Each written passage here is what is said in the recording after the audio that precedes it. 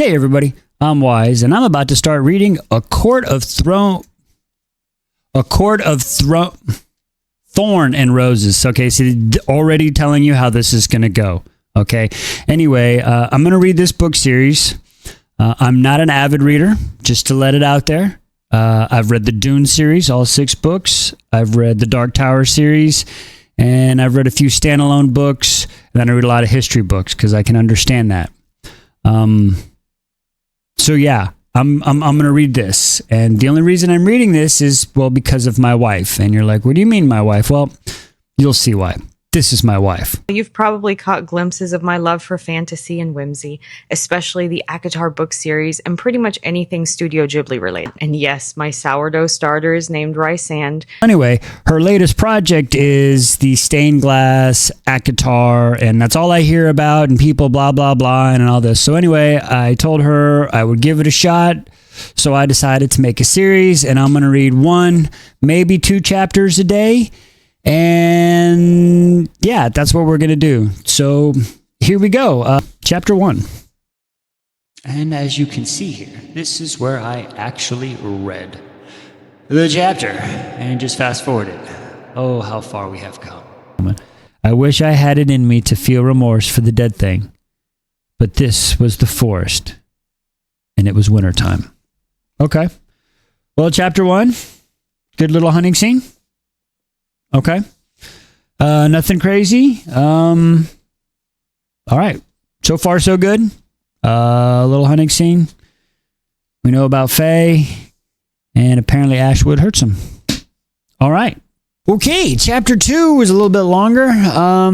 So chapter 2, what do we know? I guess Feyre, is that how I say it? Feyre? How do I say the name? I'm going to butcher it. Feyre is a girl, and she's got some sisters. Nesta, I don't like her. She's a bitch so far. The other one, Elaine.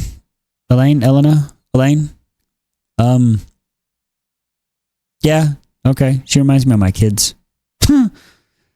And Dad's broke. So they were rich, and now they're broke. Chapter 2. Rich people to broke people. What? We've got an enormous shape in the doorway, growling. Okay. So, chapter 3. All right. Kind of see more, I guess, of their daily life. So, we learned a little bit about the Fae. Apparently, they were some bad rulers, and they got some magic powers that can hurt people. So, they sound pretty scary. Let's see. What else is there? Yeah, I mean, we just learned more about the Fae. There's an imaginary wall, generations to build a treaty, and they might be coming back, and she got a piece. She got a side piece that she call up. She got a, hey, what you doing? Boot kind of thing, whatever. All right, so there we go. That was chapter 3. Hey everybody, what's up? It's me, it's Wise, and we are here for chapter 4 of A Court of Thorns and Roses. There's an S on it. Thorns and Roses. My wife made sure to remind me of that as I followed the beast into the night-shrouded woods. All right, let's go. All right, okay, so the wolf was Faye. Okay, so I guess the wolf is Faye, and now she going to live in the other town, in the other world. So that's where we are. So chapter 4, chapter 4 is where it starts getting good. Let's do a quick update to chapter 5, so everybody make sure that I'm on the right track here. So we are in this enchanted land, and the humans are living down here on the south, and there's a veil separating the humans and the Fae. The Fae used to be in charge and the overlords of the humans, but then centuries ago, things happened. They made a treaty, and now there's a veil that separates them, and it's basically supposed to be, we do our thing, you do our thing, from what I understand, right? All right, but there's legends and whatnot. So it starts out with a girl named Feyre, and she's hunting, and she wants to kill a deer, but then she sees this big-ass wolf, and she's like, oh, crap, that wolf could be a Fae, but I really need that deer because my family are really freaking ass hungry. So I'm going to take a chance. And she pulls out an ash arrow. And when the wolf kills the deer, she then kills the wolf, right? I mean, it's a pretty smart move. And then she killed the wolf and she skinned it and she took the deer, right? And she's like, all right, bet, I'm out. She goes home, and this is where we meet her two sisters and her dad. So her older sister, the oldest sister, Nestor, she's a bitch. We don't like her. But I will say so far what I've said, Nestor will take care of the middle child, Elaine. Anyway, she'll take care of the middle child, Elaine. Come on, Eileen. Anyway, it's not Elaine.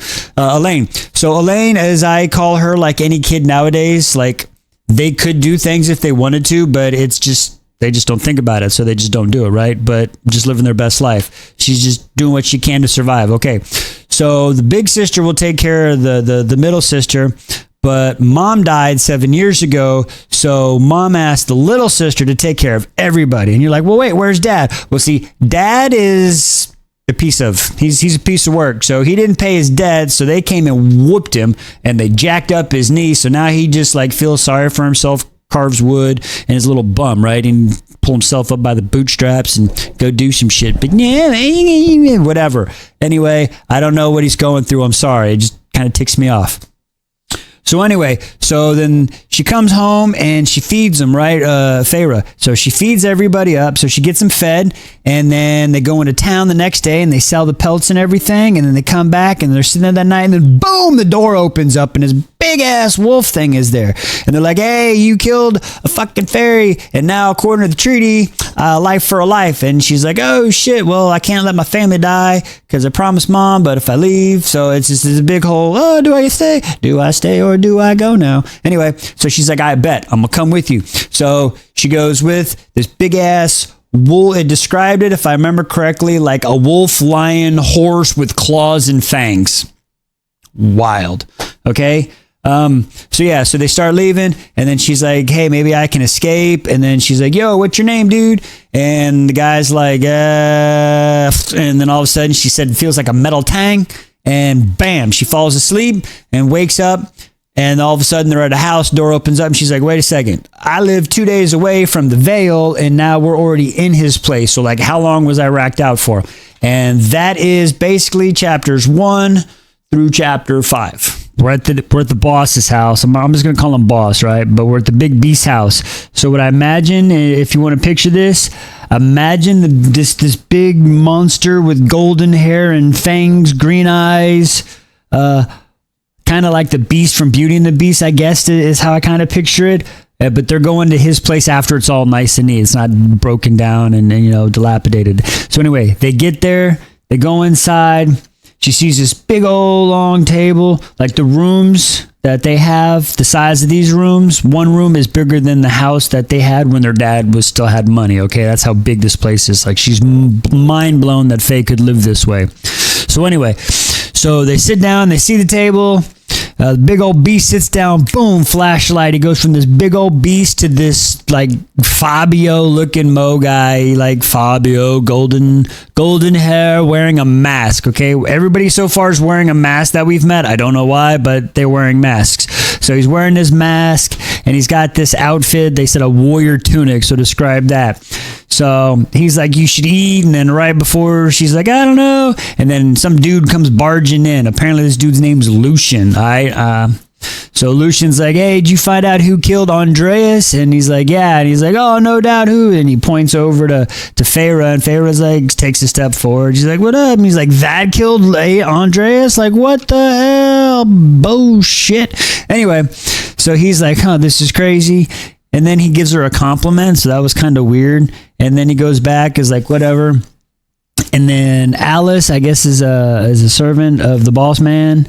We don't know his name yet. But anyway, Alice comes in, and I guess she is also Fae, but the other two are High Fae, but she don't look like High Fae, but she wearing a mask. Anyway, so they give her a bath, and then, like, I'm trying to figure out, she was like, they plucked me like a chicken. Like, did they, like, pull, like, all the hair out? Like tweezers? Is that what she's talking about?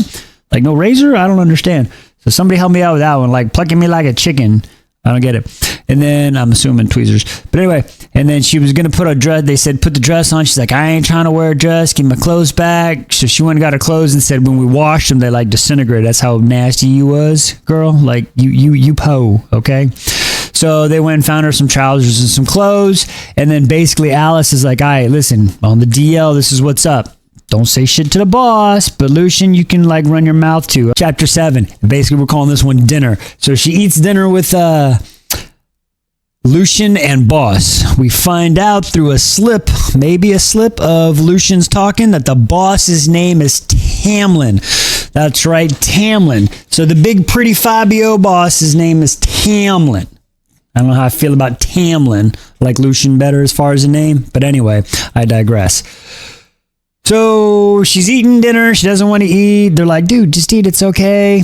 They start asking her some questions like, are you in love? Have you ever loved anybody? Do you have anybody back home? Like, kind of weird and sketchy, but at the same time, I guess not. I mean, they're pretty boys. So I have them as, and they're like, I thought they were going to try to get it on. Honestly, I'm not going to lie. I thought they would be like, so you want to get it on while we're here? But I don't know. Anyway, I digress. She eats some food, they talk, do some questions, yada, yada, yada. Nothing crazy. She sleeps. Apparently, she set up a trap, and then Alice wakes up the next morning and was like, what are you doing? She's like, just in case. And Alice is like, listen, homie, we kill you if we choose to. She's like, it wasn't to hurt you. It was just to wake me up so I can outrun you. And she's like, you ain't outrunning us either. So basically, everything is futile. So they're sitting there. So she wakes up. So they're like, what should I do today? And she's like, I don't know. Whatever you want. Go to the garden. So she's like, okay. So they bring her in some clothes, and she dresses up again. No dresses, tunic, pants, boots.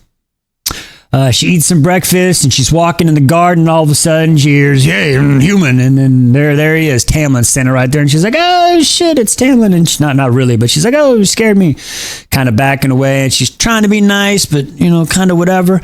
And they get into more talking, and what we find out is they're losing their magic somehow. They're saying there's a blight on the land, and the reason they have to wear these stupid masks is 49 years ago.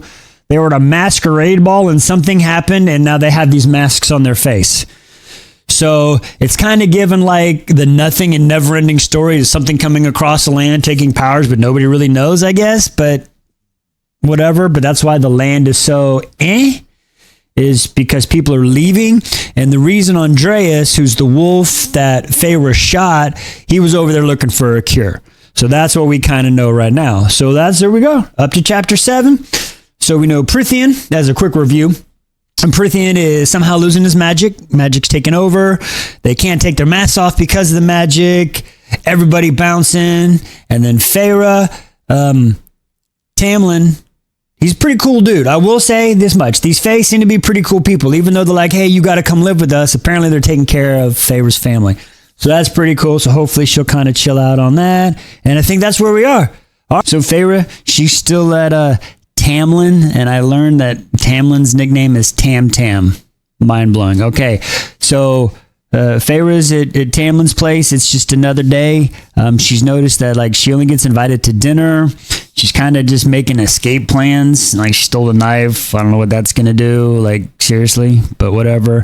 And then she described how one time she was like walking through the garden and she heard like two little voices or something behind her, like giggling. So I don't know what that's about because Alice like called her name to go eat, and then like she turned and it was gone. But I think that was Tam Tam and Lucien, and they're like small following her, trying to play giggle. I don't know. But anyway, that's chapter 8. So that's what we got. Oh, and sorry, Tamlin learned that Feyre's mom died of typhus. So. And he said he felt sorry for her. So I thought that was kind of cool. But there we go. Chapter 8. Chapter 9. Feyre, our main character, she's getting on her day. She goes out the house. Boom! What happens? Tamlin comes up behind her. They have a quick conversation. She kind of says some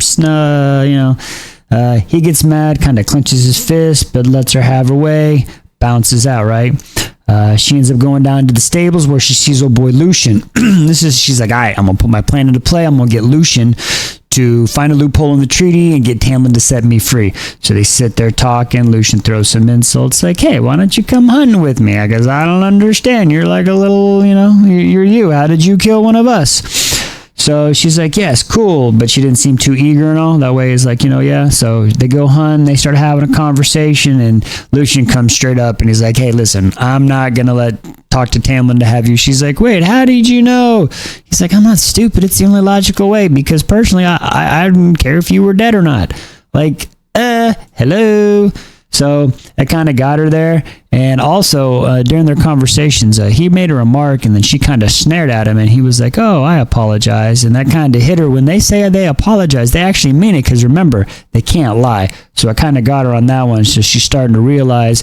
Then all of a sudden, as they're talking, Lucien's like, be quiet, don't move, whatever happens, don't move. And the chapter ends. Personally, I think they're about to get attacked in the next chapter, and then Lucien's going to have a newfound respect. But we'll find out chapters 10 and 11.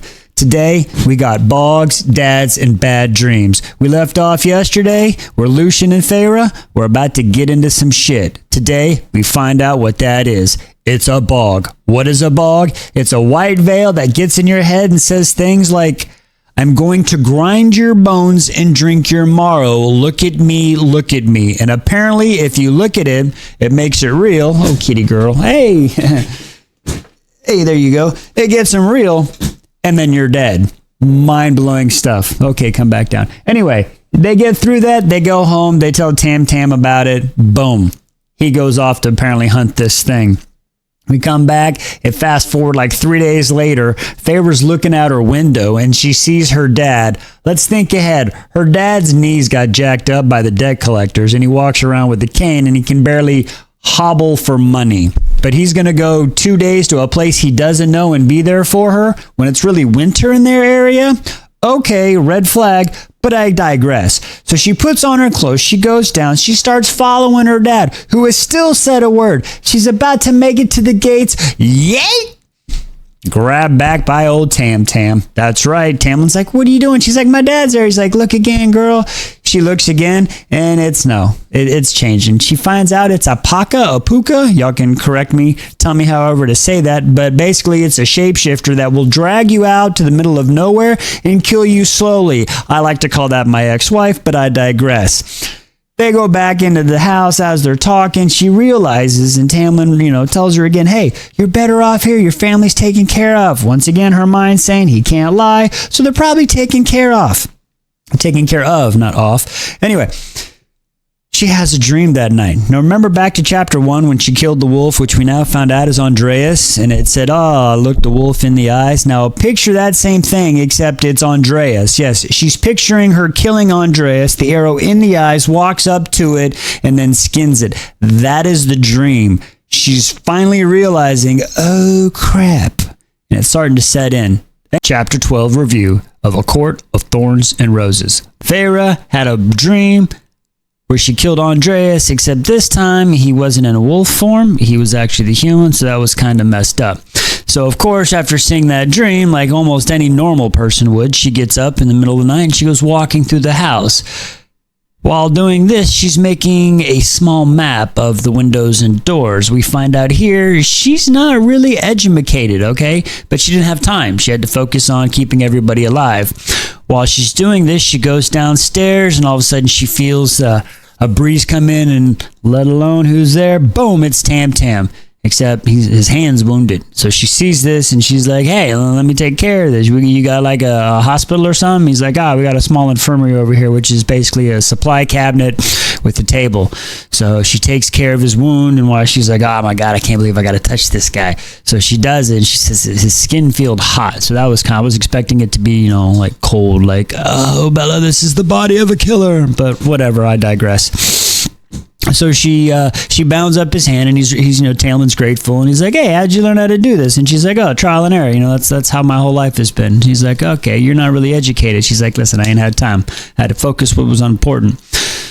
So then it goes on the next day. They go on their merry way. Next day she comes down and she's about to go into the kitchen and she's the dining room and she sees Tamlin and Lucien and they're arguing. So she sits there and eavesdrops and she hears so much stuff. And then as she's trying to get a better view, of course, boom, door opens up. They're like, oh, she's like, hey, Lucien, you going riding today? And Lucien's like, nah, I'm out. You go with him.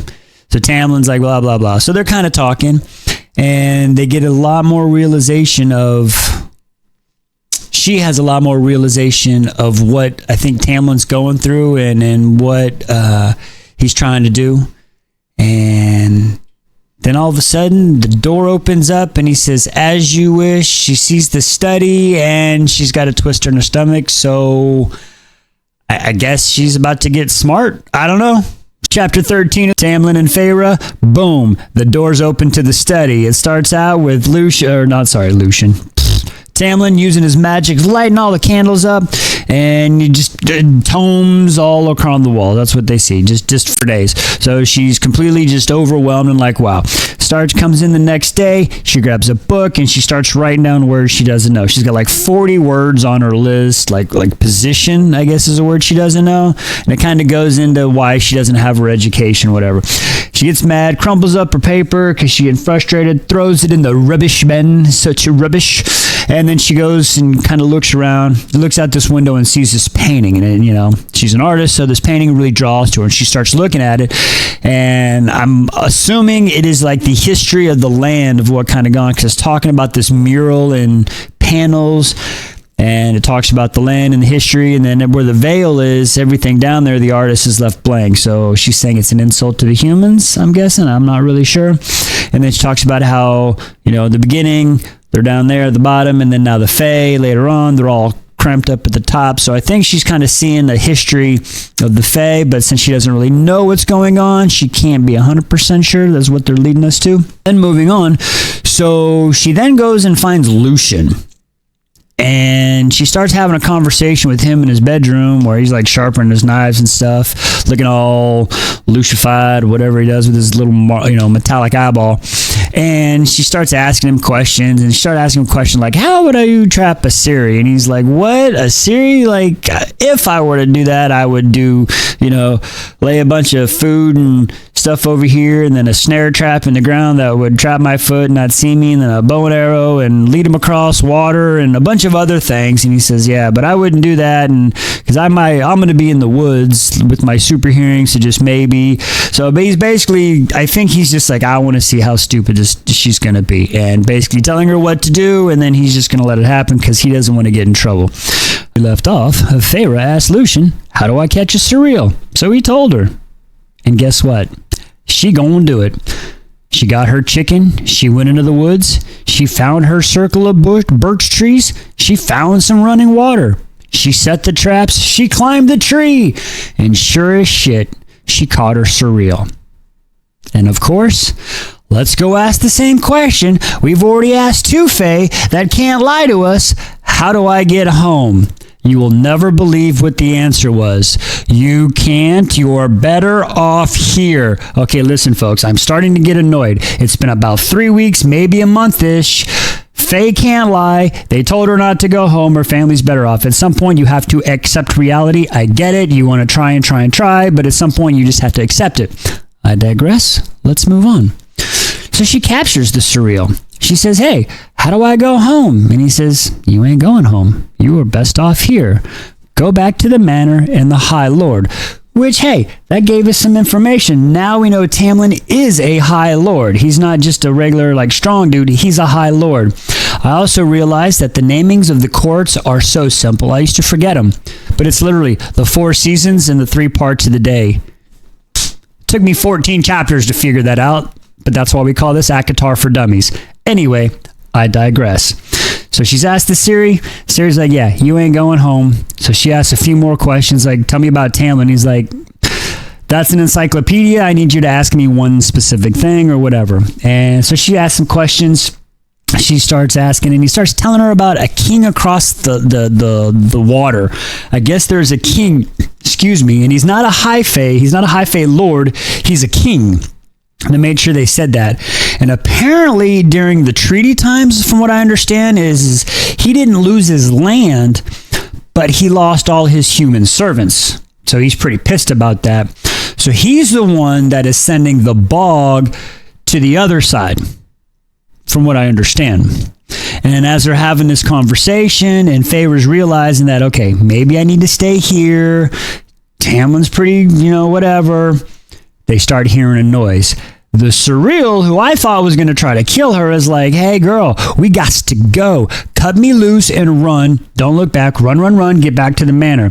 And she's like, why? What's happened? Hey, key girl. And all of a sudden, 4 creatures pop up, and that's where we end up. So we left off. Feyre's got the Surreal. She's got it trapped.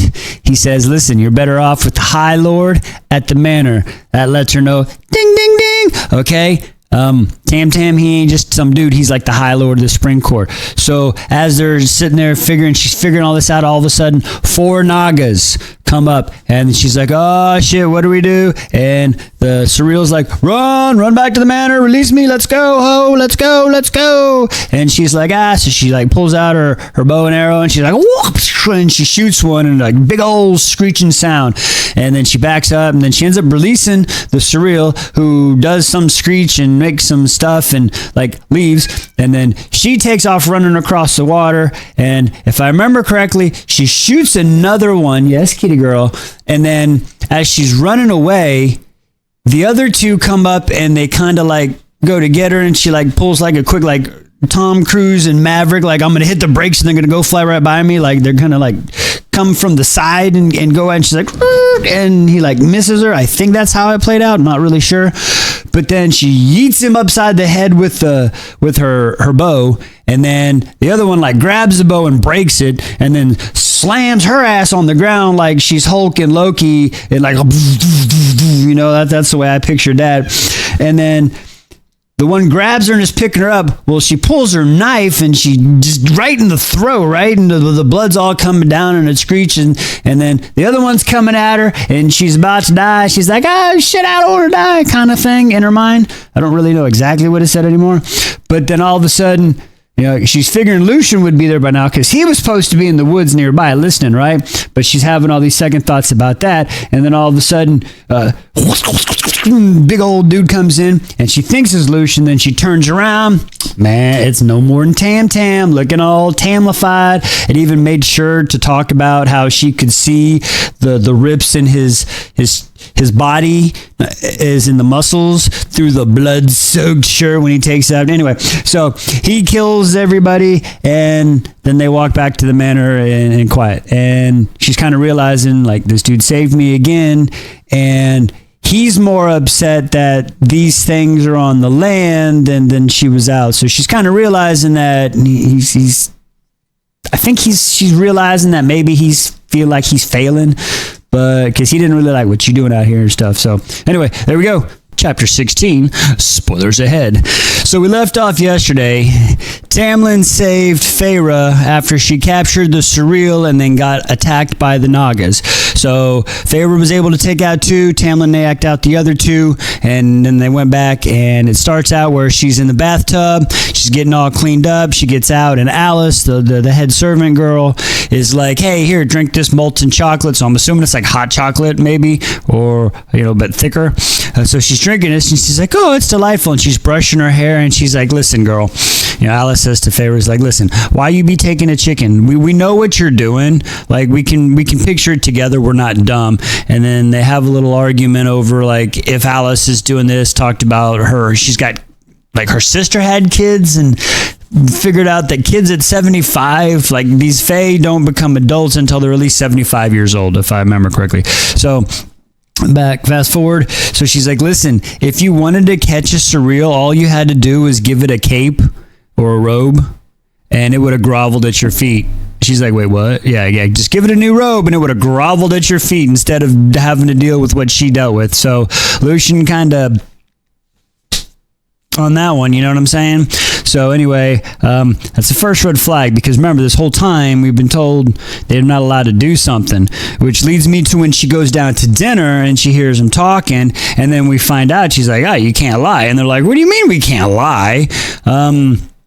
we look at lying as an art. It's all bullshit. The whole, oh, we can't lie. There's no history book to go verify this, so screw y'all. That's kind of bullshitty. So we find out they can lie, and they will, but they've chosen not to. So I can see, so I have to take back all my remarks earlier of saying, just trust them. They can't lie. Your parents... I can never believe your parents, right? And I see why kids... And anyway, I digress. So they sit there and they talk, and Tamlin's like, listen, I'll mean it. I'll help you learn to write. And then she's like, don't patronize me. And he's like, no, listen, really. And then he explains to her how he glammed the parents' memories. So I guess it's like a vampire, like changed the memories. So they don't know what's up with her. They don't remember the beast coming in. They just know she's gone and they're taken care of. And if something happens, that there's a potential threat to run, but he didn't say exactly what. So now she's like, cool. And then she's like, oh, I do like to paint. I don't remember the transition on that, but she's like, oh, I like to paint. He's like, oh, look, it'll take a while, but I'll get you some paint, some brushes and canvases. The place can be dirty. Paint wherever you want. He's like really trying to make her feel at home. I think he's starting to, I think he's always like kind of, how you doing, girl? And he's trying to win her over. I don't know. Maybe he's starting to get a newfound respect because, let's be honest. She killed the wolf. She killed 2 Nagas, and she trapped a surreal and survived. So, that's legit. Like, that's some pretty cool shit. So maybe he's like starting to grow some feels for her. So he's going to get her some paint canvases, says paint where you want. And then as a surprise, give me a day or two, but we got a whole gallery. And we're going to go look at the gallery, and not today, but the day after tomorrow. And that's where we left off. So that's where we're going to stop. She can't sleep. She took my wings. The apology. Today on ACOTAR for Dummies, Chapter 17. We left off. Tamlin told Feyre he's going to show her the gallery, but he needs some time to get it cleaned up. So Feyre goes to sleep that night. You would think she would get some good sleep, but hell no. Why not? Because she's thinking of the surreal, like clickety-click, tapping its fingers, I like you, click-click-click is how it like, I want to eat you, click-click-click. So that's how it goes. And then the Naga coming and attacking her. So she has that, and then all the other stuff. And then all of a sudden, as she's dreaming of all this stuff, she hears this death screech, death screech, and she runs out and she runs down to the foyer, and poof, here comes Tamlin barging in, and he's carrying this fairy, right? And he's like, clear off the table, and Lucien clears off the table and puts her down, and Feyre's like, well, why didn't you go to the infirmary? And he's like, poof, and then magic water and towels are there, and she comes down, and then Lucien starts looking at these wounds on the back, right? And his eyeballs all... And the fairy screaming, she took my wings, she took my wings, and the eyeball, like, and all of a sudden Lucien's like, and he turns around and retches and Ralphs up and calls some dinosaurs into a potted plant, and then he bounces out because I guess he can't handle it. And so Feyre comes down and she grabs the hand of this fairy, and the fairy's like, she took my wings. And Tamlin's like trying to do stuff, but every time he touches the fairy where the wings got cut off, the fairy screeches, just blood going everywhere is what they're saying. So then finally Tamlin says what I'm guessing is like the fairy's last rites or something. So he says this line of words, and then the fairy dies. Well, right before the fairy dies, Feyre was like, don't worry, your wings will grow back. And he's like, oh, my wings will grow back. And then the fairy dies. So Tamlin was like, oh, you comforted the fairy. That was kind of cool. After you've been killing us and shit. That's what he's thinking, I'm assuming.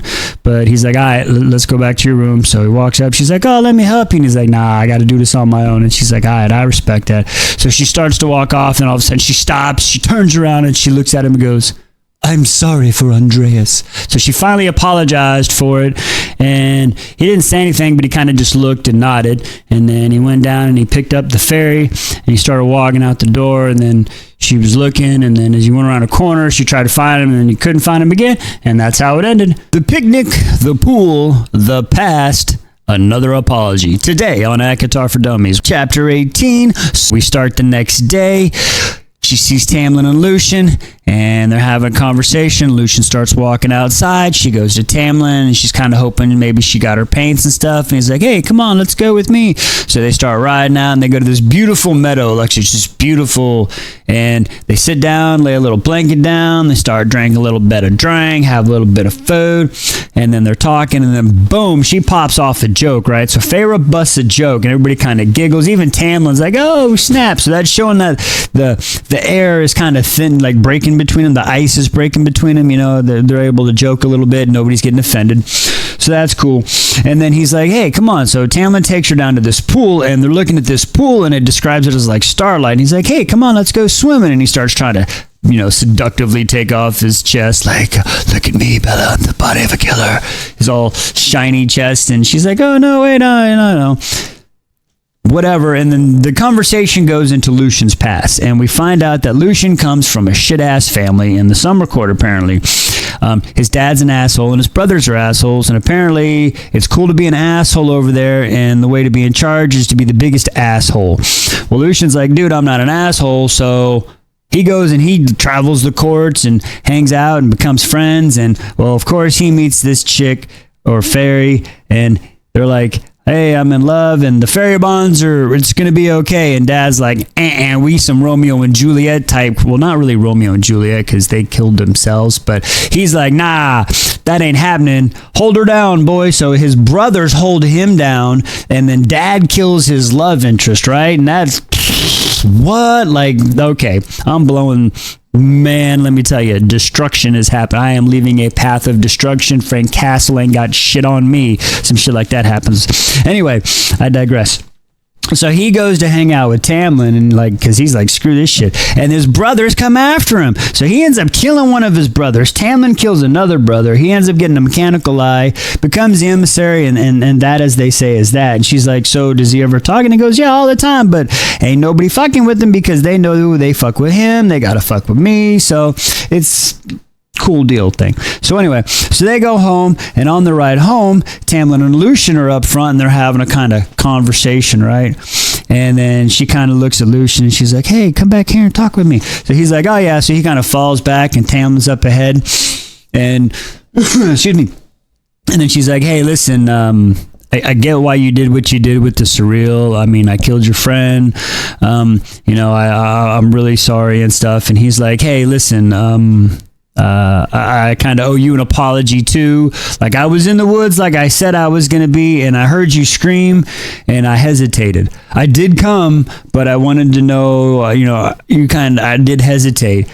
But, Tamlin got there, so you're safe. But then he told me how your first reaction is to shoot an arrow to save the surreal and not yourself. And he said, that was pretty cool. Most fairy wouldn't even have done that. So that really hit him again. So he's kind of seen another side of her. So to apologize for not coming right away, he hands her this jeweled knife, and he's like, here, kind of tosses it to her, and he's like, hey, don't stab me in the back. And that's where we leave off. Paintings, poems, what the fuck? Today on ACOTAR for Dummies, Chapter 19. She finally has her paints. She starts painting. She also sees the gallery, and she's just in awe. The problem is, now that she's seen the gallery, her paintings just ain't up to snuff. So she's kind of going in a depressive state. Some days she writes, some days she paints. She's just all over the place, right? He takes her to the garden, Tamlin does, and finds the mating garden. And then she opens her mouth and is like, so tell me about your parents. And he's like, so he kind of goes into the parents. And yeah, Dad's an asshole. Mom loved the asshole. So they were mated, which is better than being married. So it's a life thing. So that's really cool. And he wrote her poems, and I guess there's 5 of them. One started out as a poem. And then apparently the 5th one is really raunchy, but we didn't hear it. So that was kind of like, I want to hear the poem, right? I'm still waiting. This is supposed to be like fairy smut. I have no fairy smut yet. I'm kind of disappointed 19 chapters in. But I digress. Anyway, so he reads the poems to her. She learns about it a little bit. Oh, there was one scene where they were all a little hot and heavy, brushing kisses on the cheek, and she cut her hand with a thorn, and he kissed it, and the blood on the lips, and it's all better now. So that was kind of there. And then as they're going back, all of a sudden, he's like, hide, and they're screaming, and I don't know, him and Lucien are yelling at an invisible thing, and it's like, what are you doing? And blah, blah, blah. And they're just having an argument, and it leaves with a big old woof. And she's like, the air was the nasty or bitter. So bitter air, then this thing wished off. And from what she heard, this thing is what's sending all the other bad fairies, I guess, to attack him. And he's telling her off, but this thing thinks they're like presents or something. Or I don't know, it's really weird. Oh, and then we learned about Calamai and the Fire Night, and it's a ritual coming up in 2 days. So there we go. Team fucking Tamlin. That's all I gotta say. Today on ACOTAR for Dummies, with me, Wise, Chapter 20. Feyre's a fucking idiot, okay? This is going to be a rant more than a review. You ain't eat dinner. You were asked to stay in your room and set a snare because it's fucking night one of Calamai, okay? No, the drums are pulling you to the woods. So you go into the damn woods, and what happens? You almost get, I can't even say the word on here, but 3 scary things take you behind a tree until you stumble and somehow manage to get loose, and then some pretty boy comes up and tries to save you. Dude, the High Lord that turns into a wolf said, please stay inside after he saved your ass and family numerous. Fucking Team Tamlin. Fuck this shit, I'm out.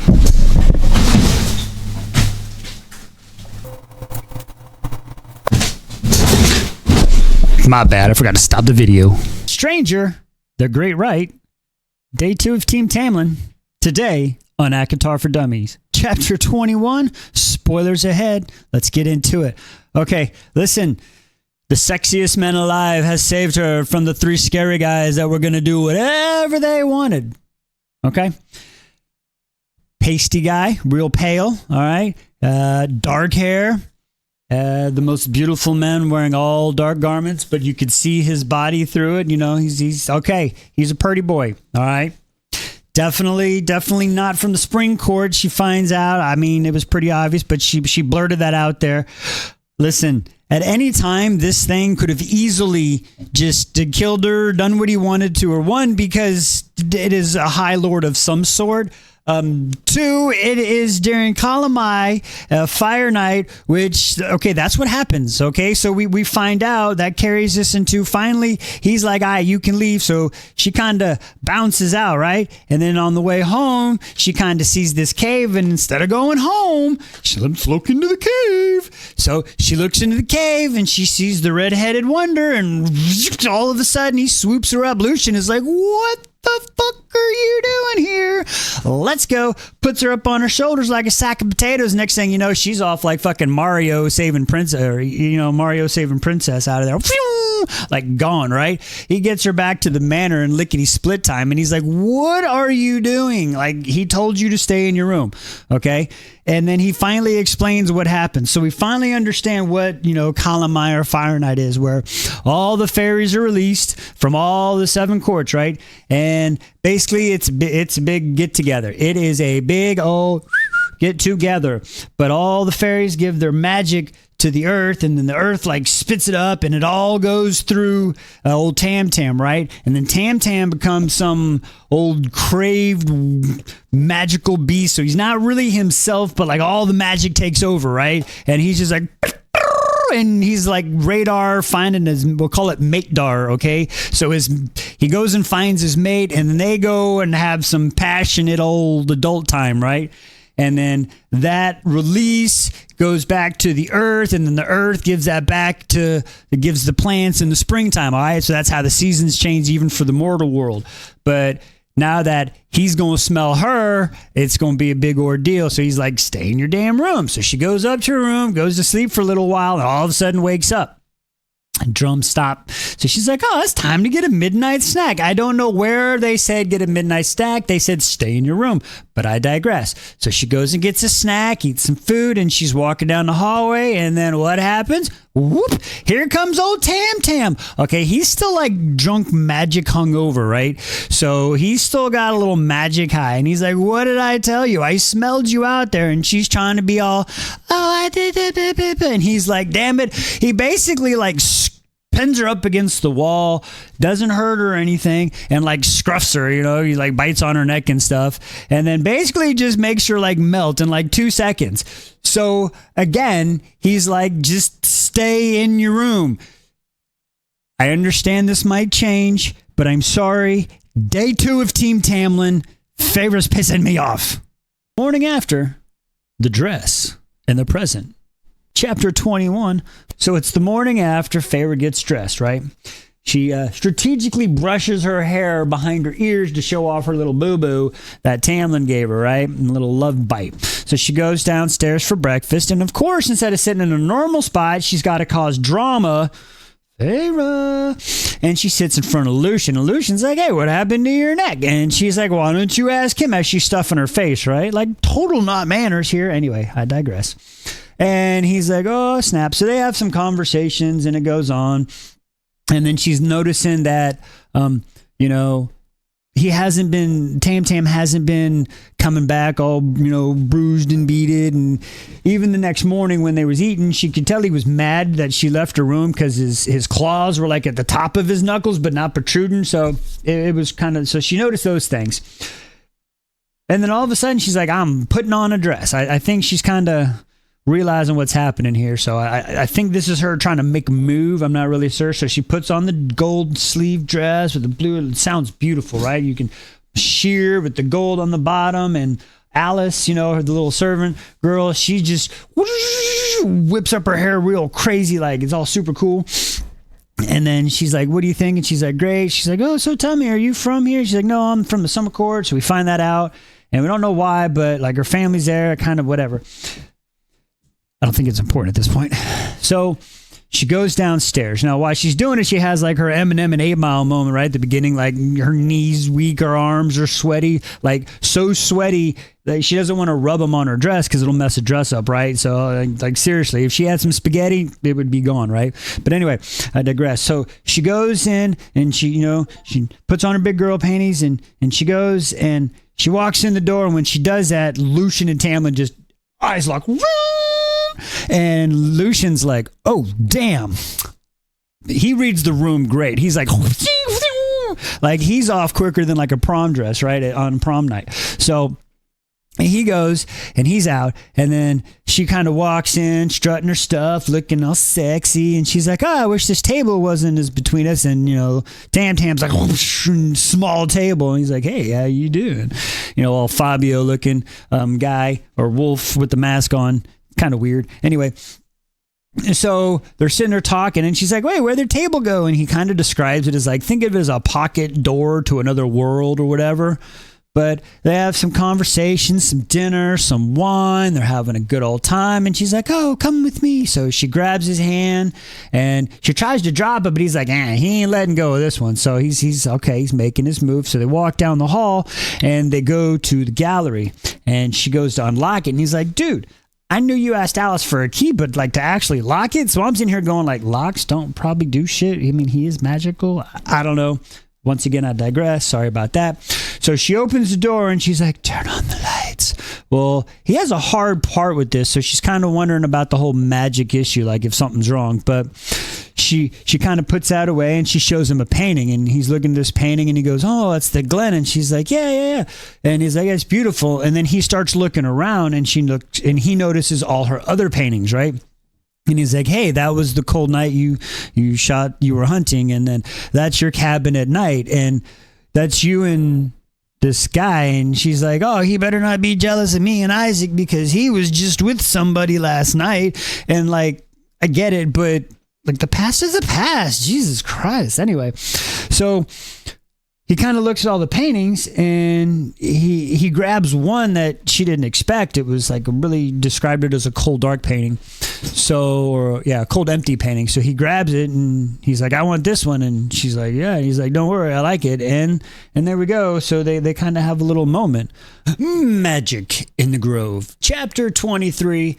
Okay, so the next morning, everybody comes downstairs, and they all meet up in, like, the main area, and Lucien's like, hey, what's up, everybody? I got to bounce. I got some emissary bullshit I got to take care of. So he's up and he's out of here, right?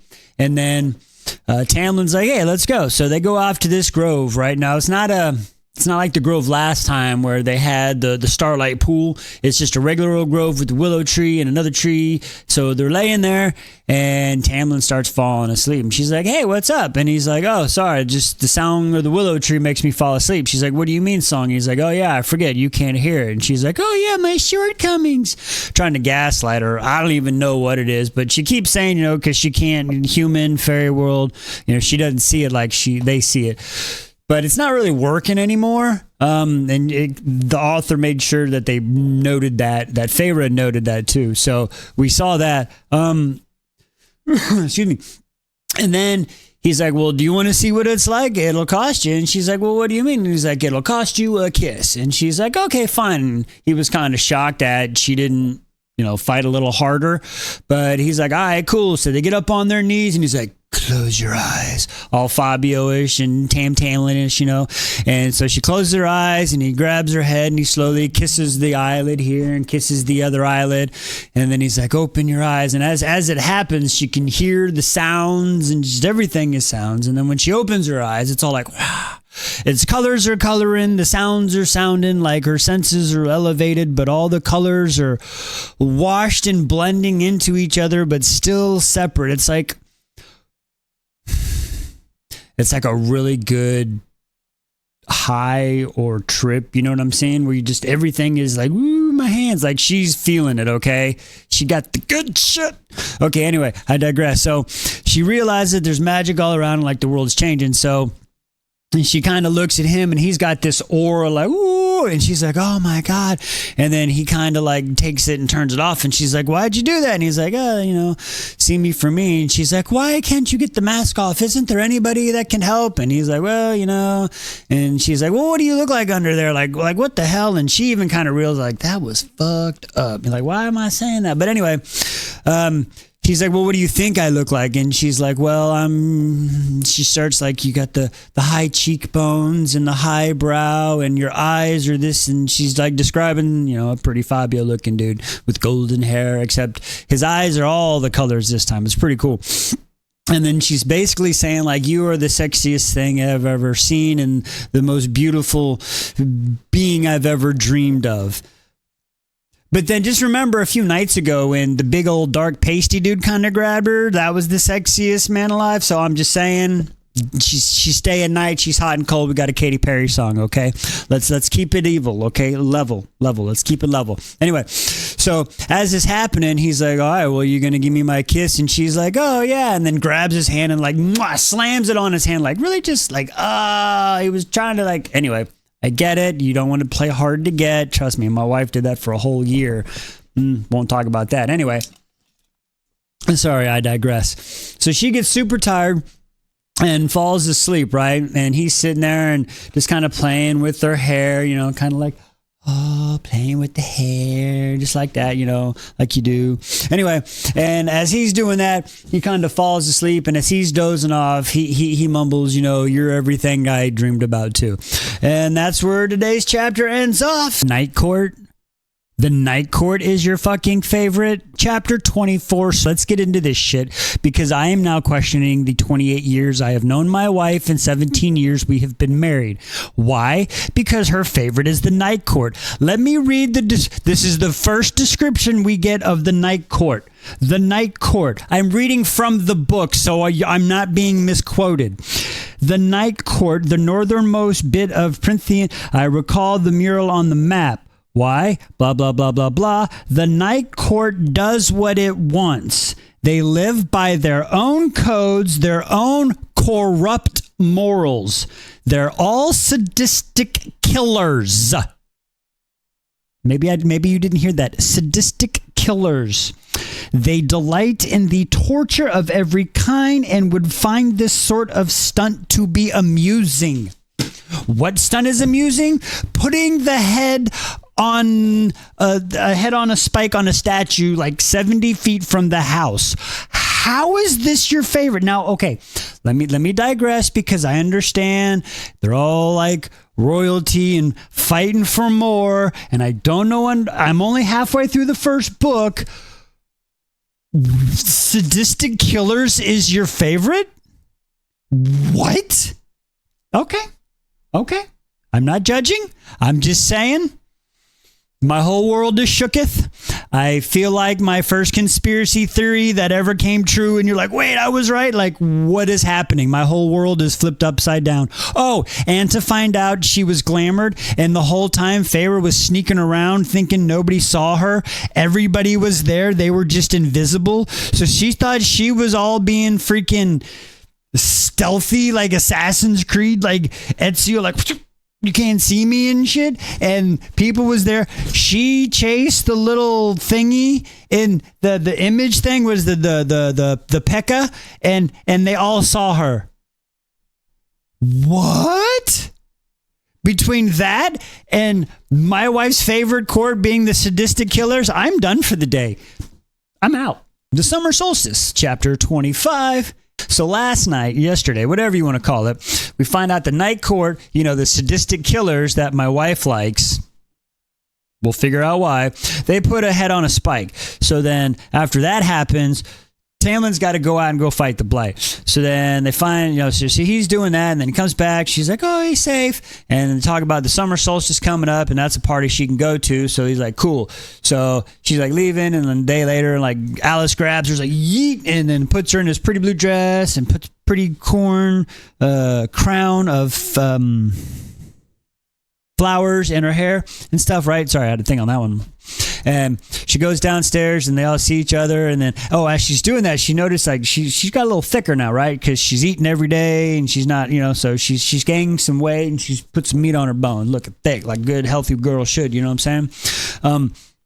So then they go down, and there's some jokes thing, and then they leave, and they go to the fair. And then Tamlin's like, I'll be right back, and then take care of her Lucien. And Lucien's like, all right, cool, go get some food, I'll be right back. So she goes and eats food, and then she's going to go drink this fairy wine. And Lucien's like, hey, you shouldn't do that. And she's like, why? And he's like, listen, remember when I told you? And she's like, yeah, well, how about this, and just one of those things, right? So she's like, screw it. And she's like, hey, I'm Feyre, I do what I want. So bam, she slams a drink. And then he's like, no, stop. And she go bam, and slams another drink, right? And all of a sudden she turns into that girl, because, that's like after you just, gave birth to twins after a few months and finally started breastfeeding, and it's the first time out in like 8 months after, giving birth, and you decide, hey, let's do Jaeger bombs. Maybe, maybe you shouldn't. I don't know. Anyway, I digress. So she becomes that girl, and Tamlin's Lucien's like, I gotta take care of her. Tamlin will kick my ass, and she's like, yeah.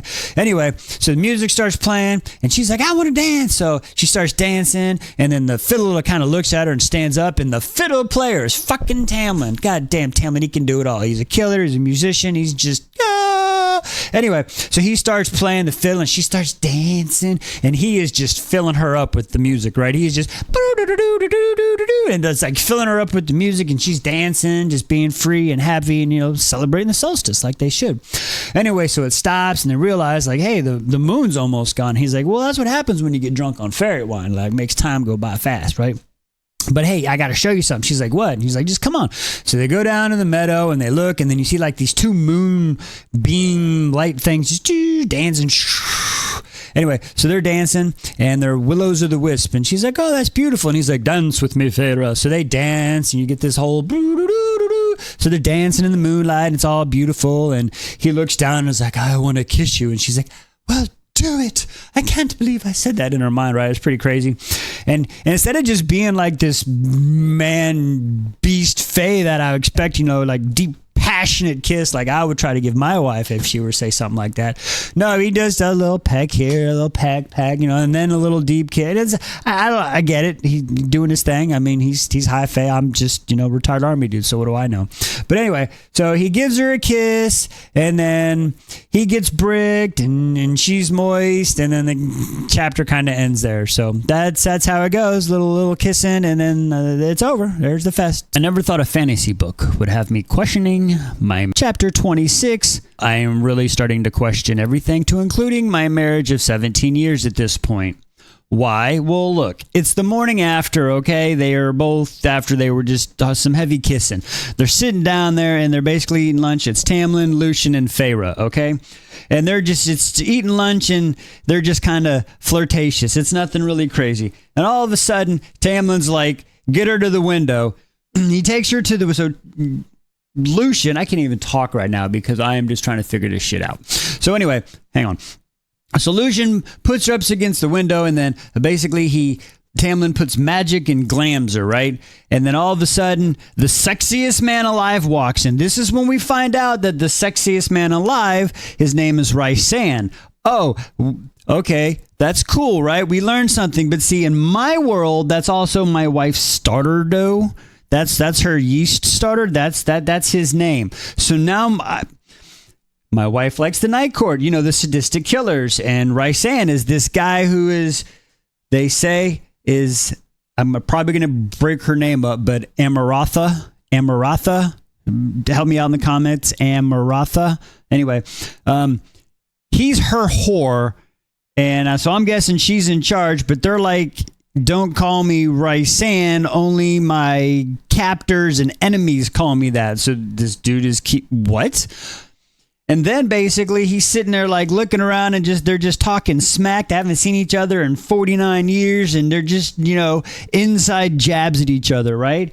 And then all of a sudden he kind of starts to walk away and he notices, wait, there's 3 plates at the table and half-eaten food. And he's like, wait, and he's like, bitch, you fucking glammed me? And he like fucking knocks a glam off and there he sees Feyre in the corner. And he's like, oh, I know you. And all of a sudden Tamlin goes from this fucking high lord werewolf with fangs and knives and magic to some little bitch dude because he is on the ground, head all begging, please don't tell this Amarathia chick, whoever she is. So what? I am so confused right now. So my only logical thing is this Rhysand person is actually a good dude or fairy, but he's just doing what he has to do to fucking survive because I've never, any movie or anything we watched has my wife ever, okay, maybe except for Sons of Anarchy, has she ever rooted for like the bad guy, Because I mean, even though Jax is the main character and you kind of like him, they're still bad guys. But seriously, never. She's never even said, oh, he's kind of attractive. I swear to God, this book. I guess Feyre's going. Chapter 27. Okay, so Rhysand, the sadistic killer whore of Amarath, who apparently has all the High Lords like becoming little bitches to the whore. So that's how powerful she is. So just think about that pyramid, right? She up here and her whore got the High Lords bowing and begging. So I don't know what's happening. It's really making me go, what the fuck? But I digress. We're waiting. We're going to see how this plays out. So anyway, Feyre is up in her room and she just hears Tamlin throwing a fit, breaking shit. She even says, like, I don't even know if we have a dining room table anymore, right? So she's just sitting up there, laying in bed. And then all of a sudden, here comes Tamlin and he comes up and he sits down and basically he's like, hey, you got to go home. It's not safe for you no more. And she's like, no, wait, I don't want to go home. He's like, but you have to. And then she starts asking all the questions, a month, a year, how long, blah, blah, blah. And they go into that. And then finally, I guess she's like, well, I guess if I'm going home, I better shoot my shot. So, hey, we get some fairy smut, all right. 27 chapters is what it took, all right. And honestly, as far as that went, I mean, it was well written, but honestly, I mean, what happened was like a Tuesday in my house, but I digress. So anyway, they get done with that, fall asleep, wake up the next day, there's a little bit more, and then he's like, hey, yeah, we're leaving at dawn. And she's like, wait, what? And he's like, yeah, well, I got to go. And she's like, no, stay. And if I stay, you won't sleep. No, I will. And then they end up falling asleep. And then we're done. So, there we go. I guess she's going home. Your Uber awaits, my lady. It's time to go home. Chapter 28. All right, so it's the next morning. Alice is getting Feyre dressed. Got her dressed up in this Southern Belle looking outfit is kind of how I picture it. Talking about some parasail. That's all she needed. Anyway, she goes downstairs. She's Tamlin and Lucien. And, Lucien's all, looking at her with his eye. And she notices he goes all sad. And he starts making some comments. And Tamlin's like, yeah, bounce or whatever. So he leaves. she gets all up in the carriage and she understands why she's got to go. She wants to say something, but she really can't. It's, she's all choked up and sad. And then he closes the door and she starts to drive off and he's like, I love you, Feyre. And she can't say it back. Man's about to go fight the Blight and all these other crazy people, Amarathian and her whore that everybody's in love with, sadistic killers. Still can't get that out of my head, but I digress. And she can't even say she loves the damn fairy. So whatever. So she goes out the damn gate and bam, she falls asleep from the magic, wakes up. And she doesn't recognize the place. It's like emerald roofs and marble walls. She's like, what the heck? But she notices when it comes up to a stop, like all the servants, they're not quite like the fairies, how they were all like, perfect. And these people are like all chaotic and moving around, whatever. So she gets out and she's like, where the fuck am I? And then all of a sudden comes out the door. Her sisters are like, oh, I'll start curtsying. And she's like, what? You don't recognize me? I don't know why I went Russian there or whatever. Anyway, so they're like, oh, hey, what happened to Anne Ripley or Ripley or the fake dead one? And they're like, did she die? And nods. And, oh, you get her money? She's like, yeah. And like, oh, Dad'll be so happy to see you. He's going to throw you a ball. And she's like, wait, where y'all get all this damn money from? And they're like, well, after you left, some dude came by and wanted Dad to invest. And he was sketchy, but Dad said, screw it. And the guy gave us a chest of gold just for saying yes. And then Dad invested more money. And then we doubled the money. And then all the lost boats that we found were lost. We found them. And they were over in a Barat place. And they had all the freaking wares. So like we got our double. So now we're rich again. And everybody's fucking happy. So listen, I understand that apparently at some point from y'all's comments, Tamlin's going to piss me off or something's happening. But up to this point, Tamlin is the motherfucking man. And I am Team Tamlin. I'm not saying that's going to change. But right now I am Team Tamlin and not Team Sadistic Killers. Because I don't know. Again, at this current moment. Okay, let's get that out of the way. So yeah, she finds out that Dad's in there more rich now, and Dad throws the ball, and that's where we ended up for today. A garden party of chapters 29 and 30. Let's get into this freaking garden party of emotions I'm talking about, okay? So, as Feyre has been back for a day now, we have learned that her family is about as stable as a Jenga game foundation halfway through the game, okay? It's rough. So Elaine just living in her world, still just digging in the garden. She is Joe Dirt, like life's a garden, dig it, right? That is what she's doing. She's gardening. Dad's happy. She's happy. She doesn't care. Dad's in the back room counting up the money, looking at these large ass, uncut, raw gems. That old Tam Tam. Again, I'm supposed to hate this guy and like a sadistic killer. I'm not there yet. We'll get there. I know. But anyway, I digress. He's counting this money up and putting it in small bags, right? So she does that, and then she ends up going into town, Feyre does, and she goes into town, and all these people that were like shunning her before, like, hey, what's up? She's like, bitch, get out of my way. She ain't got time for you. So she goes to the poor part town, and she gives them money, little bags of gold and silver, So she's like, cool. And then on the way out of town, she sees old Isaac, right? Her old boo thing, her old fuck buddy. And, well, he's got a wife now. Well, you know what? She's like, hey, what's up, dude? Little nod of respect, kind of just move on their way. Doesn't say much, She's got a respect for him. He's got this glow to him. It's all good. So she goes back, and then there's old Nestra, that bitch, right? We don't like her, right? Well, guess what? Her heart was so fucking cold. Nestra is such a bitch that Tamlin's glam didn't work on her. What? That was pretty fucking wild. So for the last few months, she's been watching Elaine and Dad live out this fantasy of wealth and magical healing. Her sister was kidnapped by some magical fae, And then, of course, she finds out that, hey, once you go fae, you never want to go away. So she's like, dude, you're getting,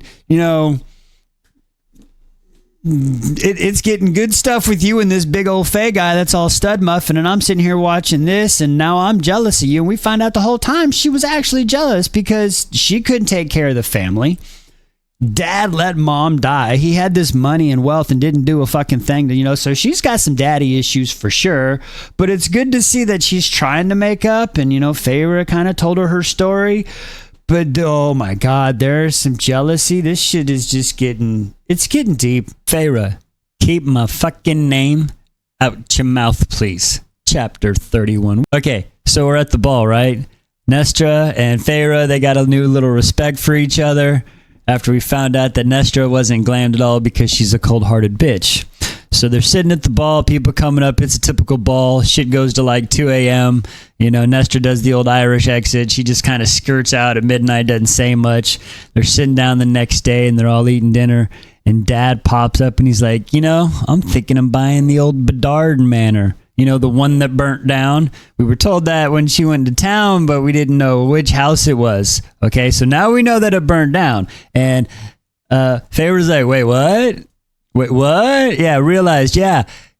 Okay, lesson learned. Everybody should make up an alias. Let's not drop our neighbors' names if we're being not terrorized, was interrogated by sadistic killers. This is blowing my mind. Innocent people, collateral damage, consequences and repercussions. What the fuck is happening? Anyway, Feyre was like, fuck this shit, I got to go. And Nestor's like, yeah, you gotta go, but what are you gonna do? But it's not being insulting. She's just like, literally like, well, you're a fucking human. They're fucking, the High Lord can't. What the fuck are you gonna do? Like, I don't know. So she's like, hey, take some money, build a big ass Ashwood forest, right? And let fucking Elaine take care of it. Also, the bitches can lie and iron don't do shit. That was all some bullshit. So she has a little insights like, hey, get some fucking guards, do what you gotta do to be safe. I'm out. So she's like, all right. So gets up on a horse, puts on some crazy outfit. At this point, I think Feyre is a fucking klepto because somehow she stole knives. She even said, grab the knives I managed to acquire. Like, okay, she's become a klepto. Anyway, she gets on her horse, rides for 2 days. She gets to the wall, bam, runs. She can't go through it. So she's like, fuck it. Rides apparently another 2 days, like down the wall, like just feeling on it and shit. The way they described it is as she searched the wall that was like farther than any place she ever traveled while she was in the summer court. But anyway, she found the entrance, right? So she goes through the fucking entrance and got that metal tang going on. So she goes there. She finds old Tamlin's house, which is pretty amazing. I mean, considering she didn't really know how she left. But so she found the house and it is fucked up. Look, these sadistic killers that everybody loves have apparently destroyed the house. Tapestries are fucked up. There's nobody around. So she's screaming in the hallways, Tamlin! Nothing. A perfect example of why you should just say what you feel, mean what you say, and say what you mean. Chapter 32. So Feyre's in the house. It's all destroyed. She's going through the rooms in the entryway. She goes into the freaking dining room. The table smashed. Shit's all fucked up. But she's got a feeling. I don't know. So she keeps going. She hears some noise, so she hides. She sees the back of something. And it's kind of sniffing for her and stuff. And then she's hiding. And then the thing sniffs for her again. And then all of a sudden, Thing turns around, looks at her, and boom, it's Alice. Alice is like, what the fuck are you doing here? He told you to leave. Like, you can tell she's angry, and we're about to find out why. So we find out that Amarath basically sent her fucking posse, maybe her, I don't know, but she's responsible for this. Basically, she's responsible for all of it. And what do I mean? Let's take you back in time. Amarath is the fucking king of Highborn, the guy on the island that didn't like humans and the whole treaty shit that we got talked to like way before. Yeah, so she's his badass general. So I'm thinking like, if y'all remember Rise of the 300, Eva Green, the character she played, the admiral chick that just whooped everybody's ass until she didn't. Yeah, that's Amarath. I don't know what she looks like yet, but that's how I am starting to picture this character the way she is, right? She's fucking conniving, smart, evil, cunning, and she's completely cold-hearted. Well, why would she be cold-hearted? Well, see, she had a sister. I don't remember her name. I think it started with the C. I don't remember, like Cletha. Anyway, so she had a sister, and for some reason, this sister, who was just as a badass as her, fell in love with the fucking human. And of course, it was the human general on on the other side. So we got this Romeo and Juliet shit going on here, right? Well, see, the problem is the human dude, douche canoe, but trying to save his human people. I don't know how I kind of feel about him. He kind of didn't really like her, but he played into it because he knew about her, right? So, I mean, he's kind of honeypotting her. Get the information to know how to defeat the army to save his people. So it's fucked up, but I mean, it is war, right? I don't know. Completely fucked up. Well, he does what he's got to do. He Deuce Bigelow's the shit out of her, I guess. I don't know. And ends up getting the information he needs. Once he does, he turns into fucking, what's his name from Game of Thrones, right? The dude, you put his name in the comments that cuts the fingers up, the torture dude. I don't like him. Yeah, that guy. Anyway, puts her on an ash cross and basically tortures the shit out of her and then kills her, right? So this fucking flips Amarantha out and fucking makes her even more fucking crazy. So she's fucking pissed. So then fucking things go on, the war happens, the treaty stops, right? And then the king is pissed about this shit. So then we find out that little Tam Tam with his dad, who also was a human hater, used to go over there, and then Amarantha kind of had a little thing for Tam Tam, right? And Tam Tam was like, nah, bitch, I ain't like you, get the fuck off me. So, this happens, and then time goes on, right? And then she starts coming over, and she's like, hey, let's just, after years go by, like, hey, peace out, everybody. Let's just be peaceful people. Let's have open trade between the island and Prythian. Okay, Prythian. I still fucking can't say that name right. But anyway, so everybody's kind of weary, but she's like, hey, here's a few things, and she's trading. But what people don't know is as she's bringing the ships over, she's bringing her army over too. So she's trading and making everybody rich, but she's bringing her fucking army over. And then she kind of does things, and then she starts taking out people, and then she has a party. Lucien is fucked up, okay? Tamlin is seeing her doing all this fucking shit to people and is like, all right, let me try to fucking reason with her because we had this thing in the past, right? And he goes and Lucien goes to fucking bargain with her, and she's the reason Lucien got this fucked up ass eye and the scar because she fucking just popped that thing out with her finger. Like, okay, didn't even Robin Hood it with a spoon. This is like, why a spoon? It'll hurt more. You twit. No, used her finger. Nasty bitch. Anyway, pops the eye out, scars him up, sends him back. It was apparently so gross that Tamlin was vomiting all over the place. Now remember, this is a High Lord, and we already saw him deal with the fairy with the wings cut off, and it didn't do it. So it was pretty gruesome, right? Holy shitballs, Batman. So anyway, Tamlin is fucked up. So Lucien, Lucien's fucked up. Tamlin kind of fixes him up. So now she's got this plan where she's like, hey, to make up for it, we're going to have a masquerade ball so that way, he can hide his face, and it's my way to apologize and bring everybody there. So Tamlin's like, all right, cool, maybe it's peace. So he brings everybody there to the ball, and she slips some potion in that she brought from old King Highborn's spell book, right? And it was in the fucking wine, and they were all wearing masks. It's a masquerade, so now that's blah, blah, blah. So they drink the fucking wine, and she's like, hey, you either become my lover or you're all fucked. And he's like, that shit ain't happening. I would rather marry a human woman. And she's like, bet. So since you drank the wine, I fucking cursed you. I play dominoes better than you. Whatever she does, like witch's spell. And she fucking says, like, you're not free. You have 7 by 7 years, so 49 years, and blah, blah, blah. You have to find a woman to marry you, but they have to kill a fae through hatred and blah, blah. Like, there is such a detailed list of the shit they got to do. It's almost impossible, right? Like, she really figured this out.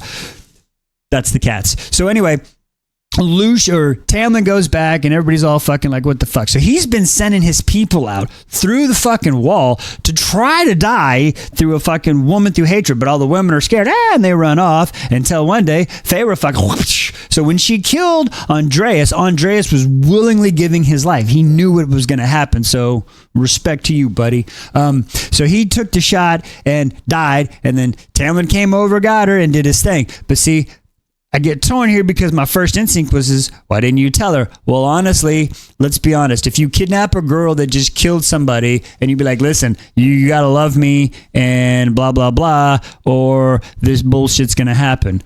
Probably not going to happen. But 2, in this curse, they're not allowed to fucking tell her what's going on. So they tried. We find out the blight, that's Amarath. There's a spell, the potion, it's on their mask, right?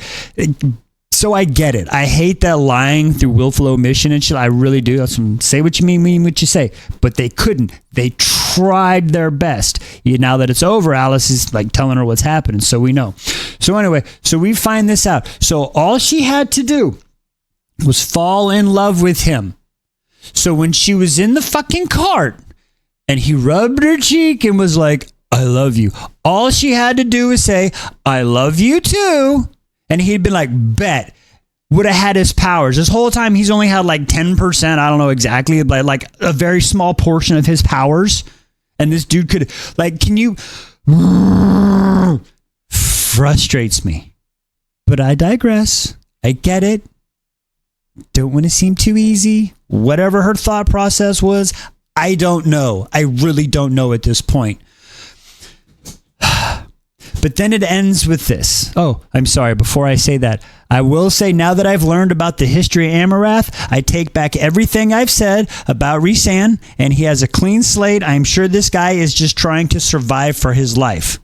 It's time to go under the mountain. Chapters 33 and 34. What's up, everybody? I am Wise. As always, spoilers ahead. All right. Like the title says, we're going under the mountain. Alice and Feyre, they do their journey. Feyre strapped with a quiver full of non-ash arrows, a bow, and some knives. I don't know what it's going to do, but she's going to do it. They get to the cave entrance. She expects it to be a bunch of days because in the painting, it's like in the middle, but they've been traveling for a day. And Alice is like, don't worry, old secret cave, fairy magic. It is what it is. So Feyre tells her like, hey, if shit gets in trouble, grab your kids. Here, go to my sister's place. Told her where it was. And she was like, I bet. Kind of like whatever. And like, hey, don't die. And Feyre was like, thanks. And she's like, well, thanks. Guess I've never been told thank you for leading someone to their death, but thanks, pal. I get it. So they go their ways, and she gets scared, and she goes in through the cave, and she gets out of the first room, and she's looking around, and she's trying to formulate a plan, and the next thing you know, she hears this hello, and little bony fingers grab her. Boom! She's snagged by the ACOTAR.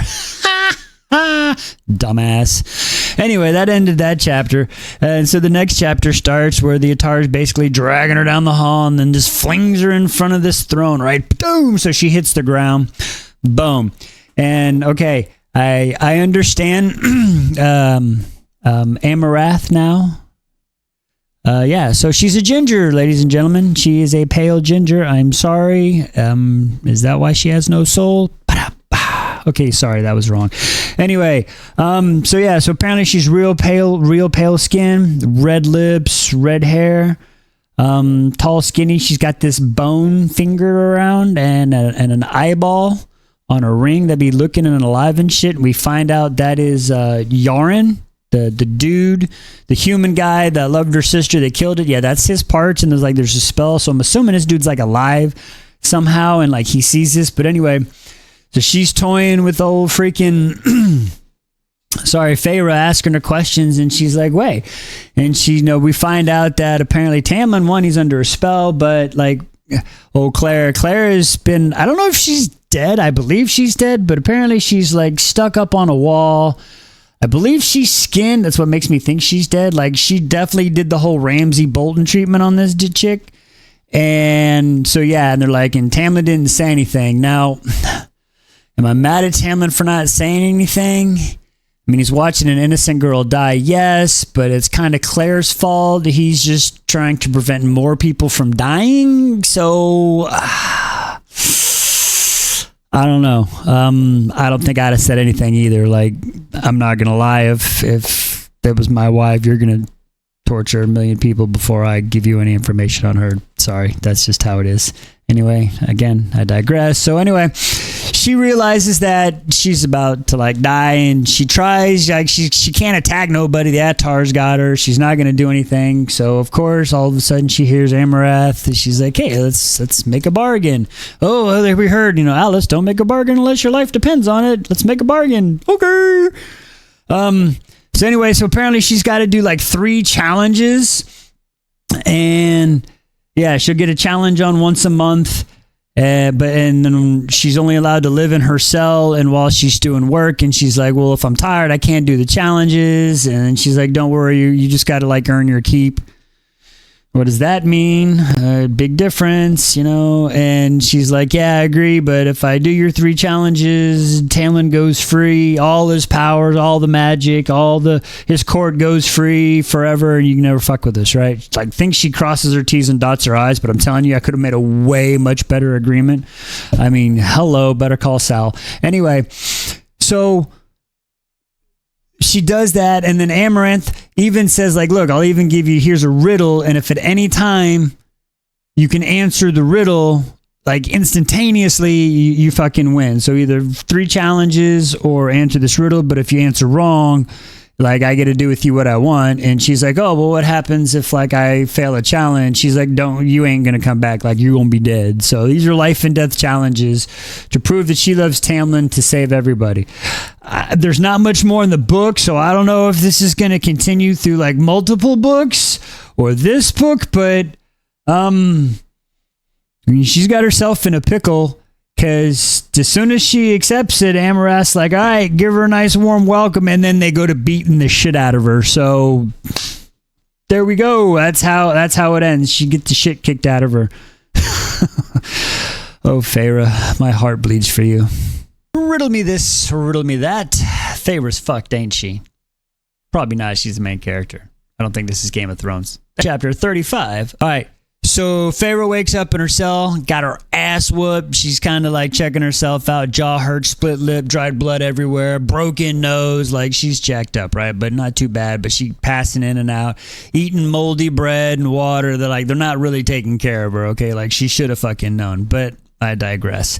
So she's sitting there, and Lucien manages to sneak in, says the guards are like drunk. So he kind of comes in there and he's like, oh, look, I'm gonna help you out. So this is gonna hurt. I gotta set your nose.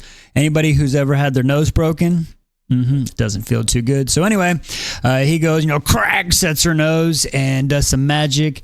And then they're kind of talking like, dude, he did everything to get you out of here. Talking about Tamlin and why you come back. She's like, well, because I fucking love him and I try to do it. Too late now. Let's focus on the future, right?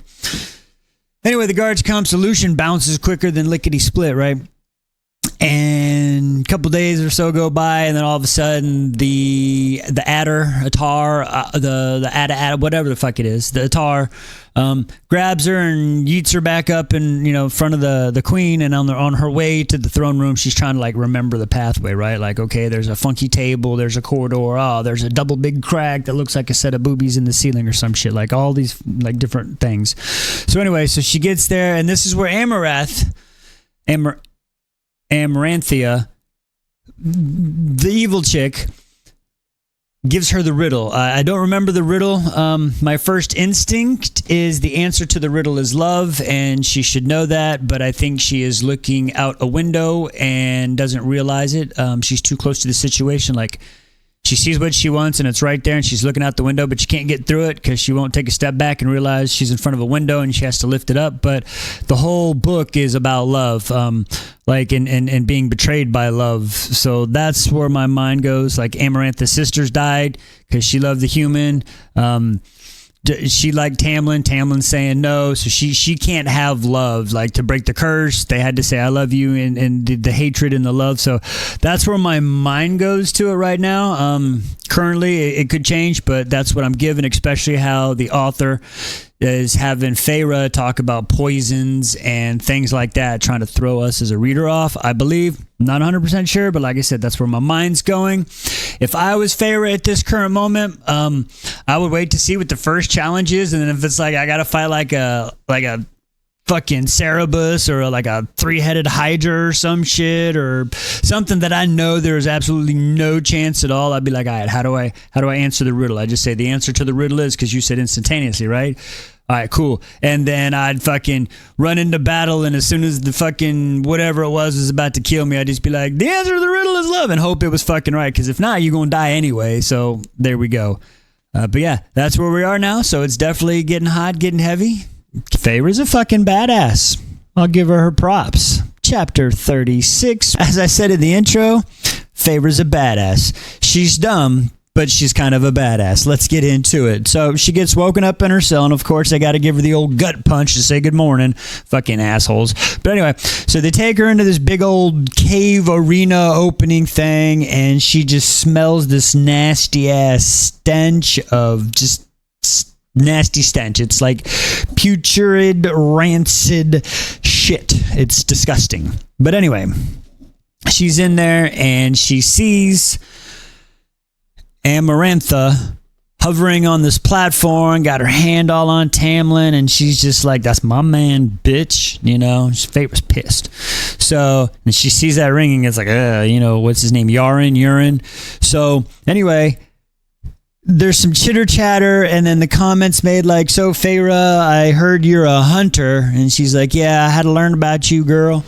So she's like, since you're a hunter, hunt this shit. And the ACOTAR fucking grabs her and yeets her down into this big old fucking mud maze labyrinth, right?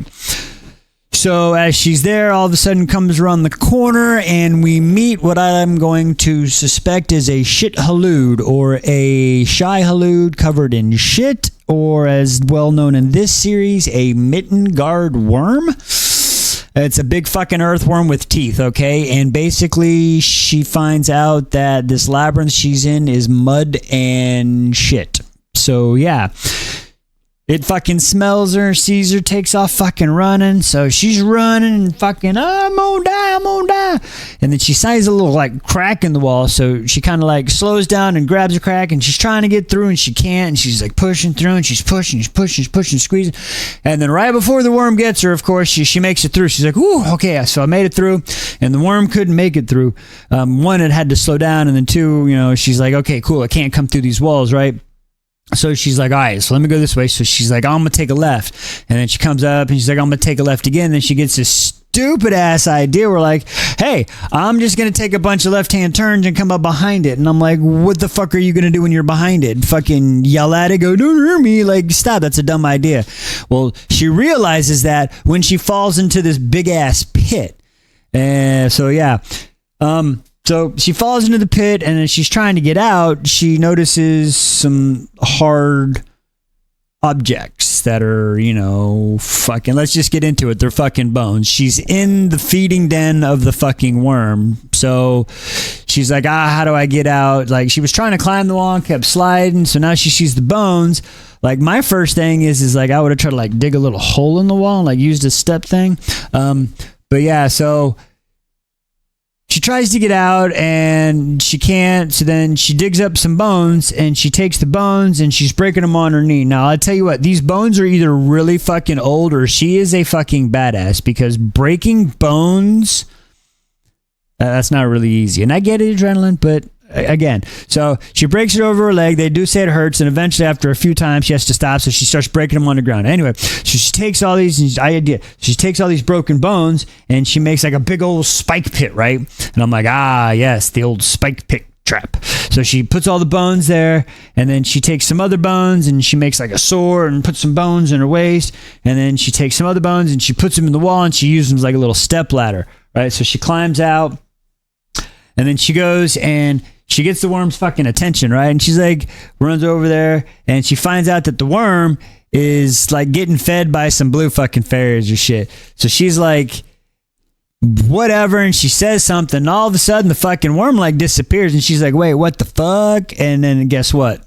Fucking Lucien, let's go, you fucking one-eyed wonder. Lucien's like, look out to your left, and she fucking turns, and she's like, oh shit, time to go. So she fucking books off running, right?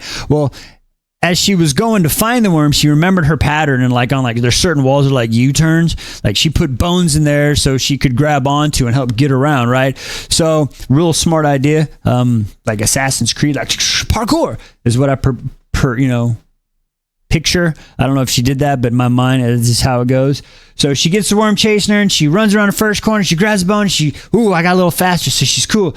So she runs, and then the worm's chasing her. She looks back, and she's like, oh, hell yeah. And she fucking looks back, and she goes, oh, hell yeah. And then she looks back, and then she fucking runs and jumps. And when she planted the bones in the ground, she left like a little spot for like her to land in, and then fucking PLF or fucking combat roll out of the way, right? So she fucking runs, and boom, and she fucking hits the mud, and hard crack and fucking pain in her arm, right? But the adrenaline is going right now, so you really don't feel shit. I mean, you feel it, but you don't. So she fucking kind of hits it, and the fucking and she fucking rolls out of the way, and all of a sudden here comes big ass fucking flying into the fucking ground, and then boom, and it hits the fucking ground and just splat crack. Like there's nothing, no movement or nothing. She's like, oh shit, I did it. Did I fucking do it? I fucking did it. So she goes and she fucking comes out, and Amaranth's like, well, fuck, I guess, anybody could have really done that. And she's like, hey, I lost my motherfucking fairy some money. Everybody thought you'd die within the first minute or within fucking 5 minutes, except one person actually thought you'd fucking win. I think that was fucking old Rhysand, just because he seems like the kind of guy that would do that. So the rise of Rhysand, chapters 37 and 38. Wow, let's get into this. Okay. Feyre's in her cell. She's fucked up from killing the shit worm, the middle guard worm, whatever the fuck you want to call it. We're calling it the shit worm. Her arm's still bleeding from where she jumped in the hole and a fucking bone went through it. She can't touch it. She is on the verge of fever, on the verge of infection. She's about to fucking die. And who sneaks his shadowy ass up in there? Nobody but the older, emo, sexiest man alive himself, Rhysand. I know his name is Rhysand, but fuck y'all, I'm calling him Rhysand because I like the name better. I'm just playing. So anyway, so Rhysand is there and he's like, hey, let's make a fucking deal, right? I'll heal you. And she's like, nah, bitch, I know how this works. And he's like, look, what do you got to lose? You're gonna fucking die if you don't. And they play their little back and forth. He's like, fucking let me help you. She's like, no, spits at him. Stupid. He turns to walk away. Finally, she comes to her senses and says, all right, let's talk about it. So he's like, you come stay with me for 2 weeks after all this bullshit's done. She's like, 5 days. He's like, fuck, you're bargaining with me? 10 days. She's like, all right, a week. And he's like, all right, cool, bet. So they agree. Now listen, I understand the bargaining part, but can we get some blankets of security in here, like some safety nets, like you won't harm me the week I'm with you, like you can only make me feel good, like if I'm gonna have to be with a sadistic killer, you don't hurt me. Just saying. I digress. So anyway, he's like, sure, bet. So they come to an agreement, a flash of light. She's fucking healed, except we find out she's got a fucking tattoo on her hand. The whore. A tattoo on her hand. Oh, wait. Anyway, it's an eyeball and some like filigree and some leaves and flowers. So it looks pretty cool from what the way they described it. But it is an eyeball and I guess you can kind of feel it. So it feels weird. So anyway, he bounces. The guards come and get her and take her to this room, and they're like, clean the fucking floor with this bucket and the brush. So she gets started, except you might as well say she's cleaning the floor with fucking mud, because it's making it worse. So just when all hope is lost, she sees the door open and thinks she's about to die, because they told her they were going to put her on a pole and fucking spin around a fire a few turns and shit. So she thought that was about to happen, and then she notices the redhead run in with a little fucking medal on the face, and she's like, Lucien! Except it ain't fucking Lucien, it's a chick. So this woman just happens to be the High Lady of the Autumn Court, which I believe is Lucien's mom. Please correct me in the comments if I'm wrong, but I believe that's his mom. So she comes down and says, hey, thanks for doing what you did for my son. That's why I say he's the mom, right? Maybe it's his sister. I don't know, but I still think it's a mom. And she's like, what'd she say? Like, a debt paid. And she fucking goes down and she fucking turns around and walks away. And Feyre looks down and goes, oh shit, I got some fucking clean water now. Much props to her. Doesn't dilly-dally, cleans the fucking floor, gets the floor all soaked up and clean, right? Guards come back, they're pissed, yeet her ass back into the cell, wake her up the next day, and is like, come on, more chore, motherfucker. So they take her upstairs and they're like, clean the lentils out of the fireplace of the occupant. And she's like, wait, what? So I'm thinking like little lentil peas, like, you know what I'm talking about, like little peas like that big, right? And then like they can either be like green or black, and then they put them in a fireplace which is black. So that's really hard to figure out, right? So she's sitting there doing this, and then she thinks she has them, and then she finds more, and thinks she has them, finds more, and every sound she hears, she thinks it's somebody coming to get her, and then all of a sudden she hears the door lock. She's like, fuck! fuck, I'm gonna die. So she gets up against the wall and she grabs a little fire poker, and then all of a sudden, who is it again? The sexiest man alive, fucking old Resand. He's like, what the fuck are you doing here? And she's like, yeah, I'm fucking doing chores. And he's like, oh, okay, this is fucking Amaras doing, all right, bet. So they have a little discussion and she learns more, and he kind of shows her the true self. He like lets out his big glorious bat wings, which I do say they sound really fucking badass. So to the people in the comments are like, why do y'all like fucking Resand? They're like, he's got fucking bat wings. You're right. +2 to fucking epicness for the bat wings over the regular wings. And then we find out where like they can all kind of transform. So that's not really the thing. But Tamlin's power is more brute strength, where his is like mind control and like killing people. So, I mean, look, on paper, Resand does seem cooler, but right now, through current actions of what I've seen, I'm still Team Tamlin. But listen, I think this is going to come up in the end, and this goes to it. So anyway, I digress. I'll get to that in a second. He fucking poofs her clean, puts all the lentils in the fucking bucket, cleans the fireplace. The guards come in, and he's like, hey, you fuckers. And basically like glams him, is like, you take care of her, don't mistreat her, no more chores, blah, blah, blah, blah, blah, blah, blah. And if you don't, you're going to fucking gut yourself. And then they leave, and that's where the chapter ends. So I'm going to go out on this one, and I'm going to say, I don't know when, but at some point, she's bouncing on Tamlin, and she's going to come with Resand. And the reason I say that is they say everybody has 3 loves in their life. You have your first love, which kind of brings you into it. You don't think it's really love, but in the end, if you look back on it, it truly is. It actually, it's like your intro to love, okay? They're the one that's going to teach you about yourself, and you're going to experiment, sex and all that other stuff, right? So you're going to kind of learn that, the feeling out. That's how you kind of grow together. But that doesn't work out because you're both young and immature. And then you have your second one, which you go and you're in love with. So you do everything you possibly can. You like literally, you have yourself fighting shit worm monsters and thrown in cells and getting beat up and broken noses and all this other shit. Like, but this love will fucking bury you. It will bring you down. It is a toxic love. It is not for you, but will make you understand your self-worth. And then the next love you fall is the love that you're supposed to be with, because that's the person that will help you become the best version of yourself. I mean, I'm not gonna lie. If you look at my life, at least that's how it happened. Okay. Like, so anyway, that's where it is. That's my prediction. Resand's new plaything, chapter 39. And I have a prediction at the end. I don't know. We'll see. I'm at a loss right now. So anyway, Feyre's been in her room for a few days herself. She's getting some hot food from the whole lentil in the fireplace thing. Some fairies come in, rub this stuff on her, show her how to like phase through the door. I guess that's the whole magic thing. Paint her up like a Noxamoon on the mummy, where that way if anybody touches her, it'll smear. They paint swirly throughs around her nips and down through the lips and on the buttocks and everything.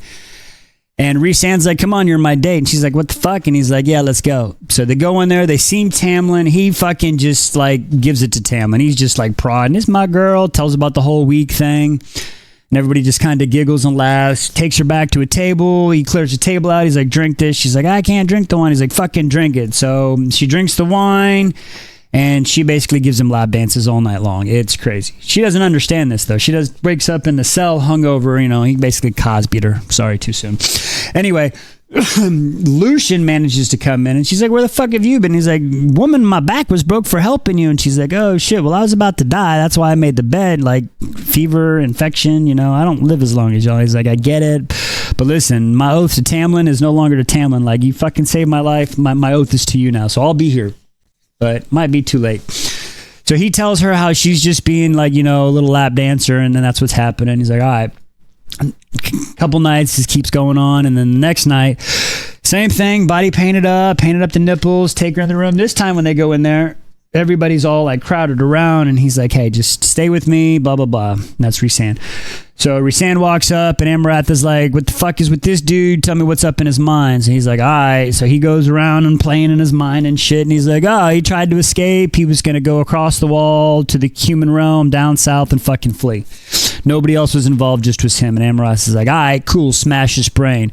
And this dude, who apparently is like the new High Lord of the Summer Court, kind of looks at him and goes, oh shit, thanks. Which means to tell me now that I have to take back everything bad I said about Rhysand. Because I think Rhysand is more, I'm not saying he's not a sadistic killer, but I think he's more the Dexter Morgan type sadistic killer. Like, he knows he's got issues, but he does it for the good. I think that Summer Dude was trying to get people out of there, and I don't know. Maybe, maybe not. I digress. But I think I like the guy a little bit more now. Unfortunately, I think his actions are going to lead to the death of Feyre. I don't see how Feyre can survive all the shit she's got to do. I just don't. I don't see it, but they've never talked about reincarnation, so I don't know if they can bring her back. But right now, something is telling me that she can't survive the next challenges unless everybody keeps helping her. Nobody's going to be willing to help her if you're going to get your back broken or your brain shattered. So I don't see that.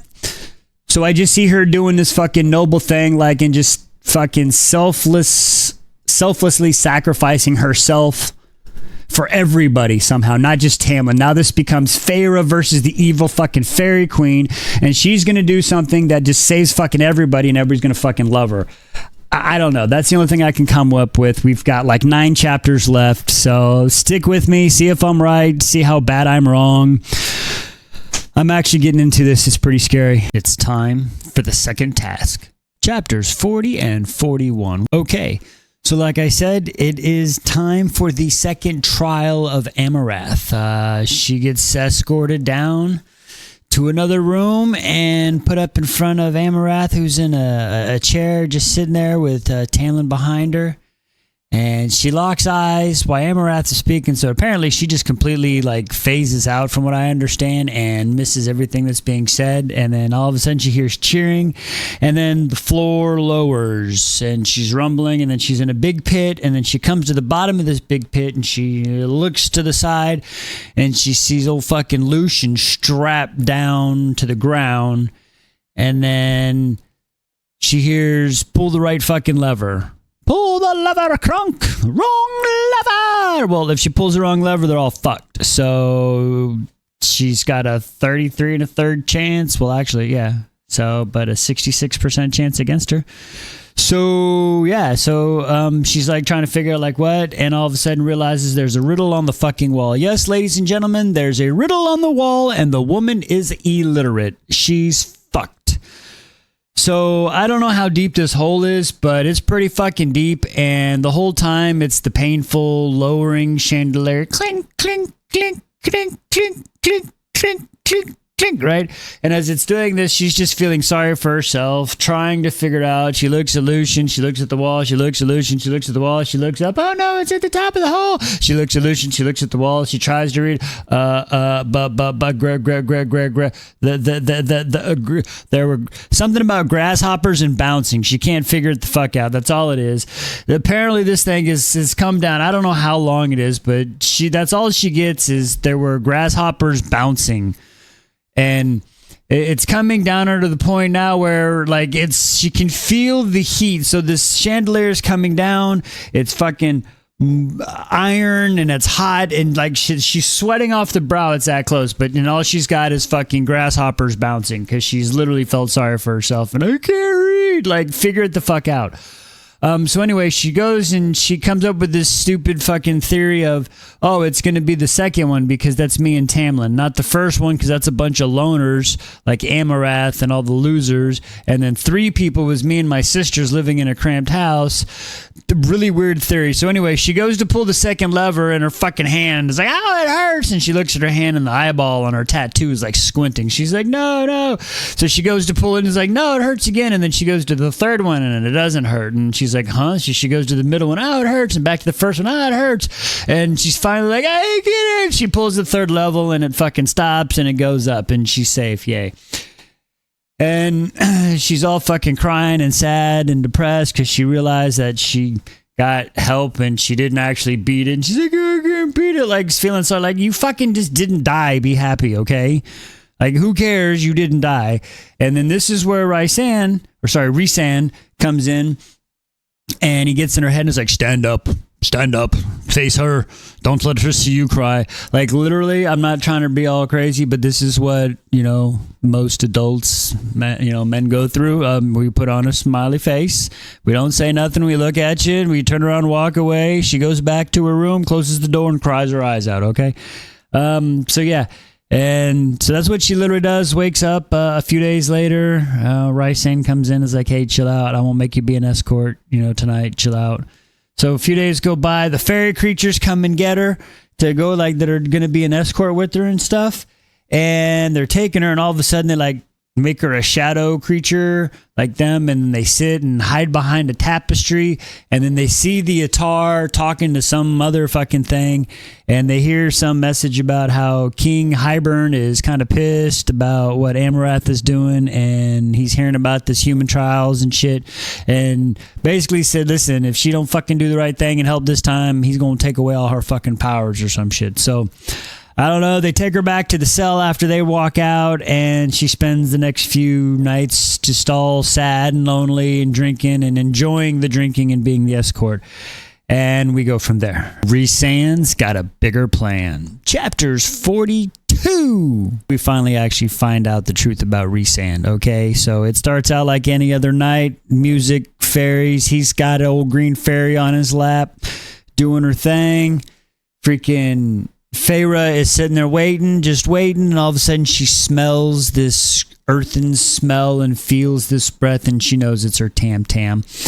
Brushes her hand, and he kind of walks away and turns back and looks at her and gives her this little nod. She's like, oh, I know what that means. And then they sneak off into this room, like, kind of he goes in and then she comes a little bit later, right? Nobody really pays attention to her. And then they start getting into a little bit of fairy smut, okay? So, woohoo, they're doing their thing. And then right before it gets all hot and heavy, here comes Rysand going, what the fuck are y'all two doing? Like, do you understand what Amarath would do right now? Like, what the fuck? Tamlin, get the fuck out of here. Like, remember, she's got the paint, so apparently he cleans up her hands. And then as he's talking to her, like, this woman will fucking kill you. This fairy is like, she's evil, and you're just, and all of a sudden starts kissing her, right?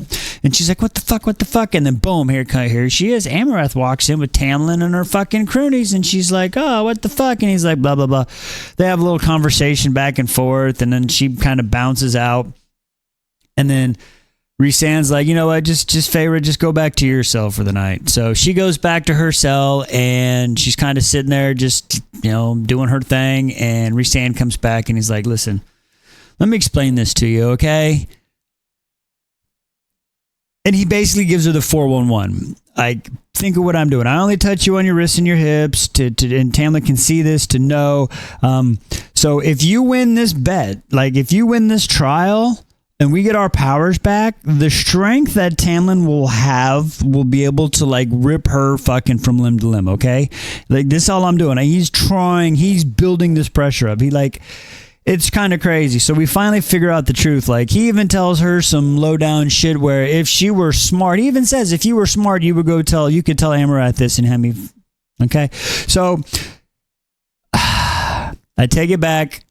He's still a sadistic killer. But, I mean, I get it. He's kind of cool. I'm kind of liking him.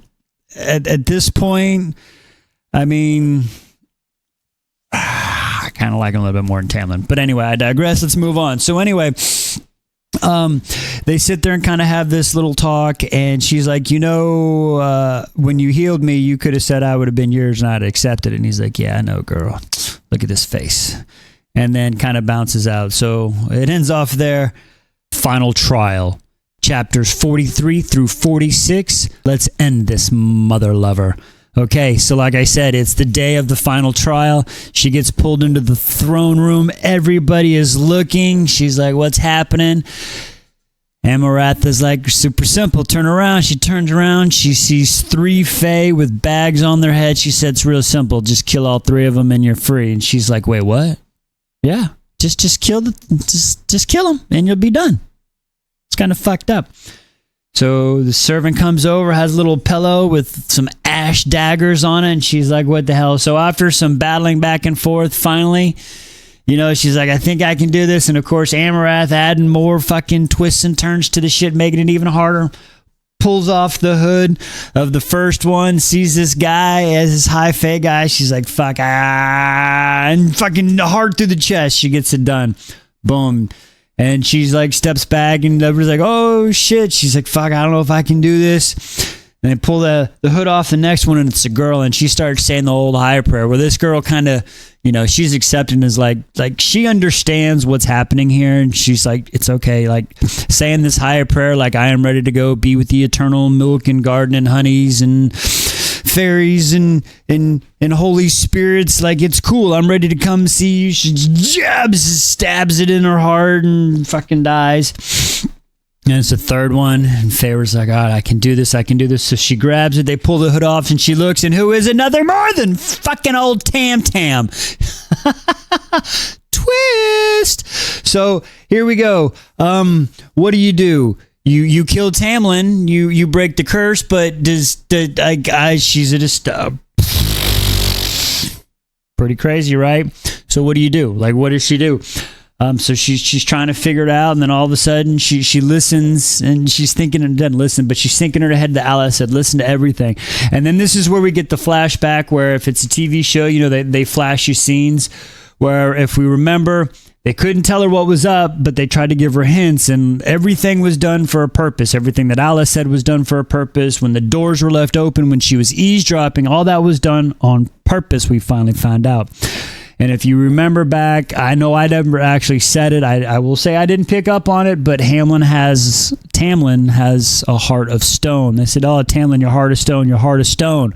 Wait a second. If I stab him, he's a heart of stone, he won't die. He'll be able to heal himself, and then we're free. So she says, fuck yeah, cowabunga! She fucking grabs it and fucking jabs him, right? And she fucking stabs back, and he goes down, and everybody's like, oh shit, she did it. The fucking fairies are rumbling, but they ain't no power. Amarath is pissed. They're like, what the fuck, you got her free him? And she's like, nah, motherfucker.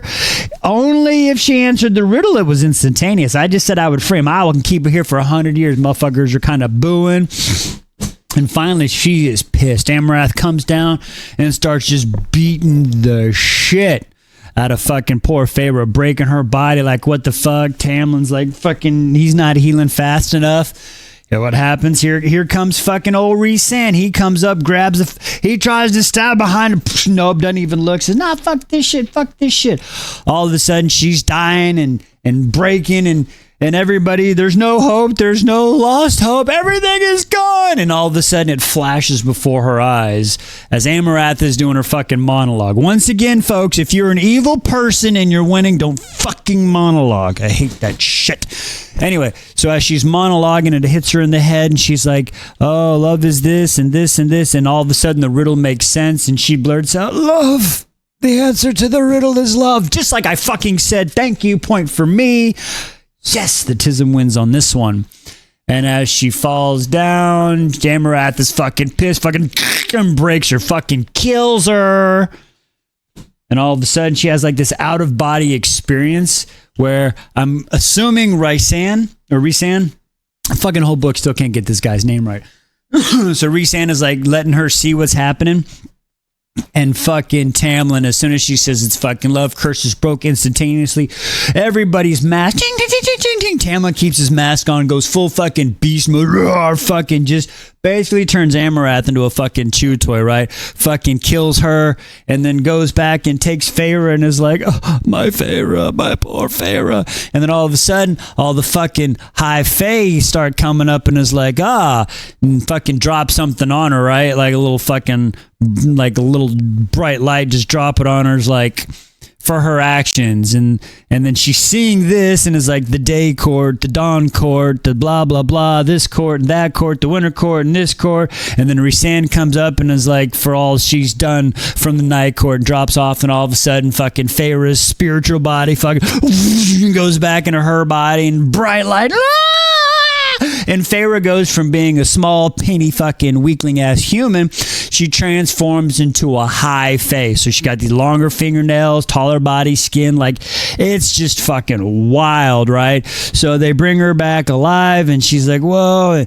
Anyway, so she's alive now. So she died, but she's back alive, and then everybody kind of leaves. So they stay there that night because they're about to do the things. And so she ends up like going back, and Tamlin's like, I gotta take care of some shit, just go back to the room, puts her in a nice little room, and then comes back and they talk, and they end up doing some more of the deed that night. You know, I mean, come on now, there's got to be some built up tension. So they do it and brack out, and then she wakes up in the middle of the night, and or what she assumes is the middle of the night, and she kind of goes upstairs, and then she's looking outside, it's all bright, and didn't realize it was day, and she sees Rhysand, and they have this kind of talk, and like, you know, she finds out that Rhysand is actually a cool dude. He likes flying around. He's not some, you know, dormant mount thing. So they have this kind of conversation and meet this agreement, like, you know, blah, blah, blah. And then he's like, I'll be seeing you, Feyre. And she's like, all right, bud. And goes back downstairs, and then they seal off the fucking mountain, and then everybody fucking leaves, and then they're walking home. And as, you know, she's getting used to the new body and the lights, sights, and the sounds, and they come up and they see the manor, and it's all beautiful, and Alice comes running up with her kids, and then she kisses on to fucking Tamlin, and it's just the whole beautiful, you know, oh, we did it, we did it, and blah, blah, blah. So that's the end of the book. I will tell you, everybody, I enjoyed this book so far. I am actually looking forward to the next book, because I was told this one is just a warm-up. It doesn't get good till the next one. So I'm actually excited. So I want to thank everybody who joined me on this journey for me reading A Court of Thorns, and Court of Thrones. I still can't say this shit right. A Court of Thorns and Roses. I look forward to the next journey as soon as my wife gets all the flowers that she's drawing in this book, and hopefully be starting tomorrow. So join me for that one, folks. Until next time.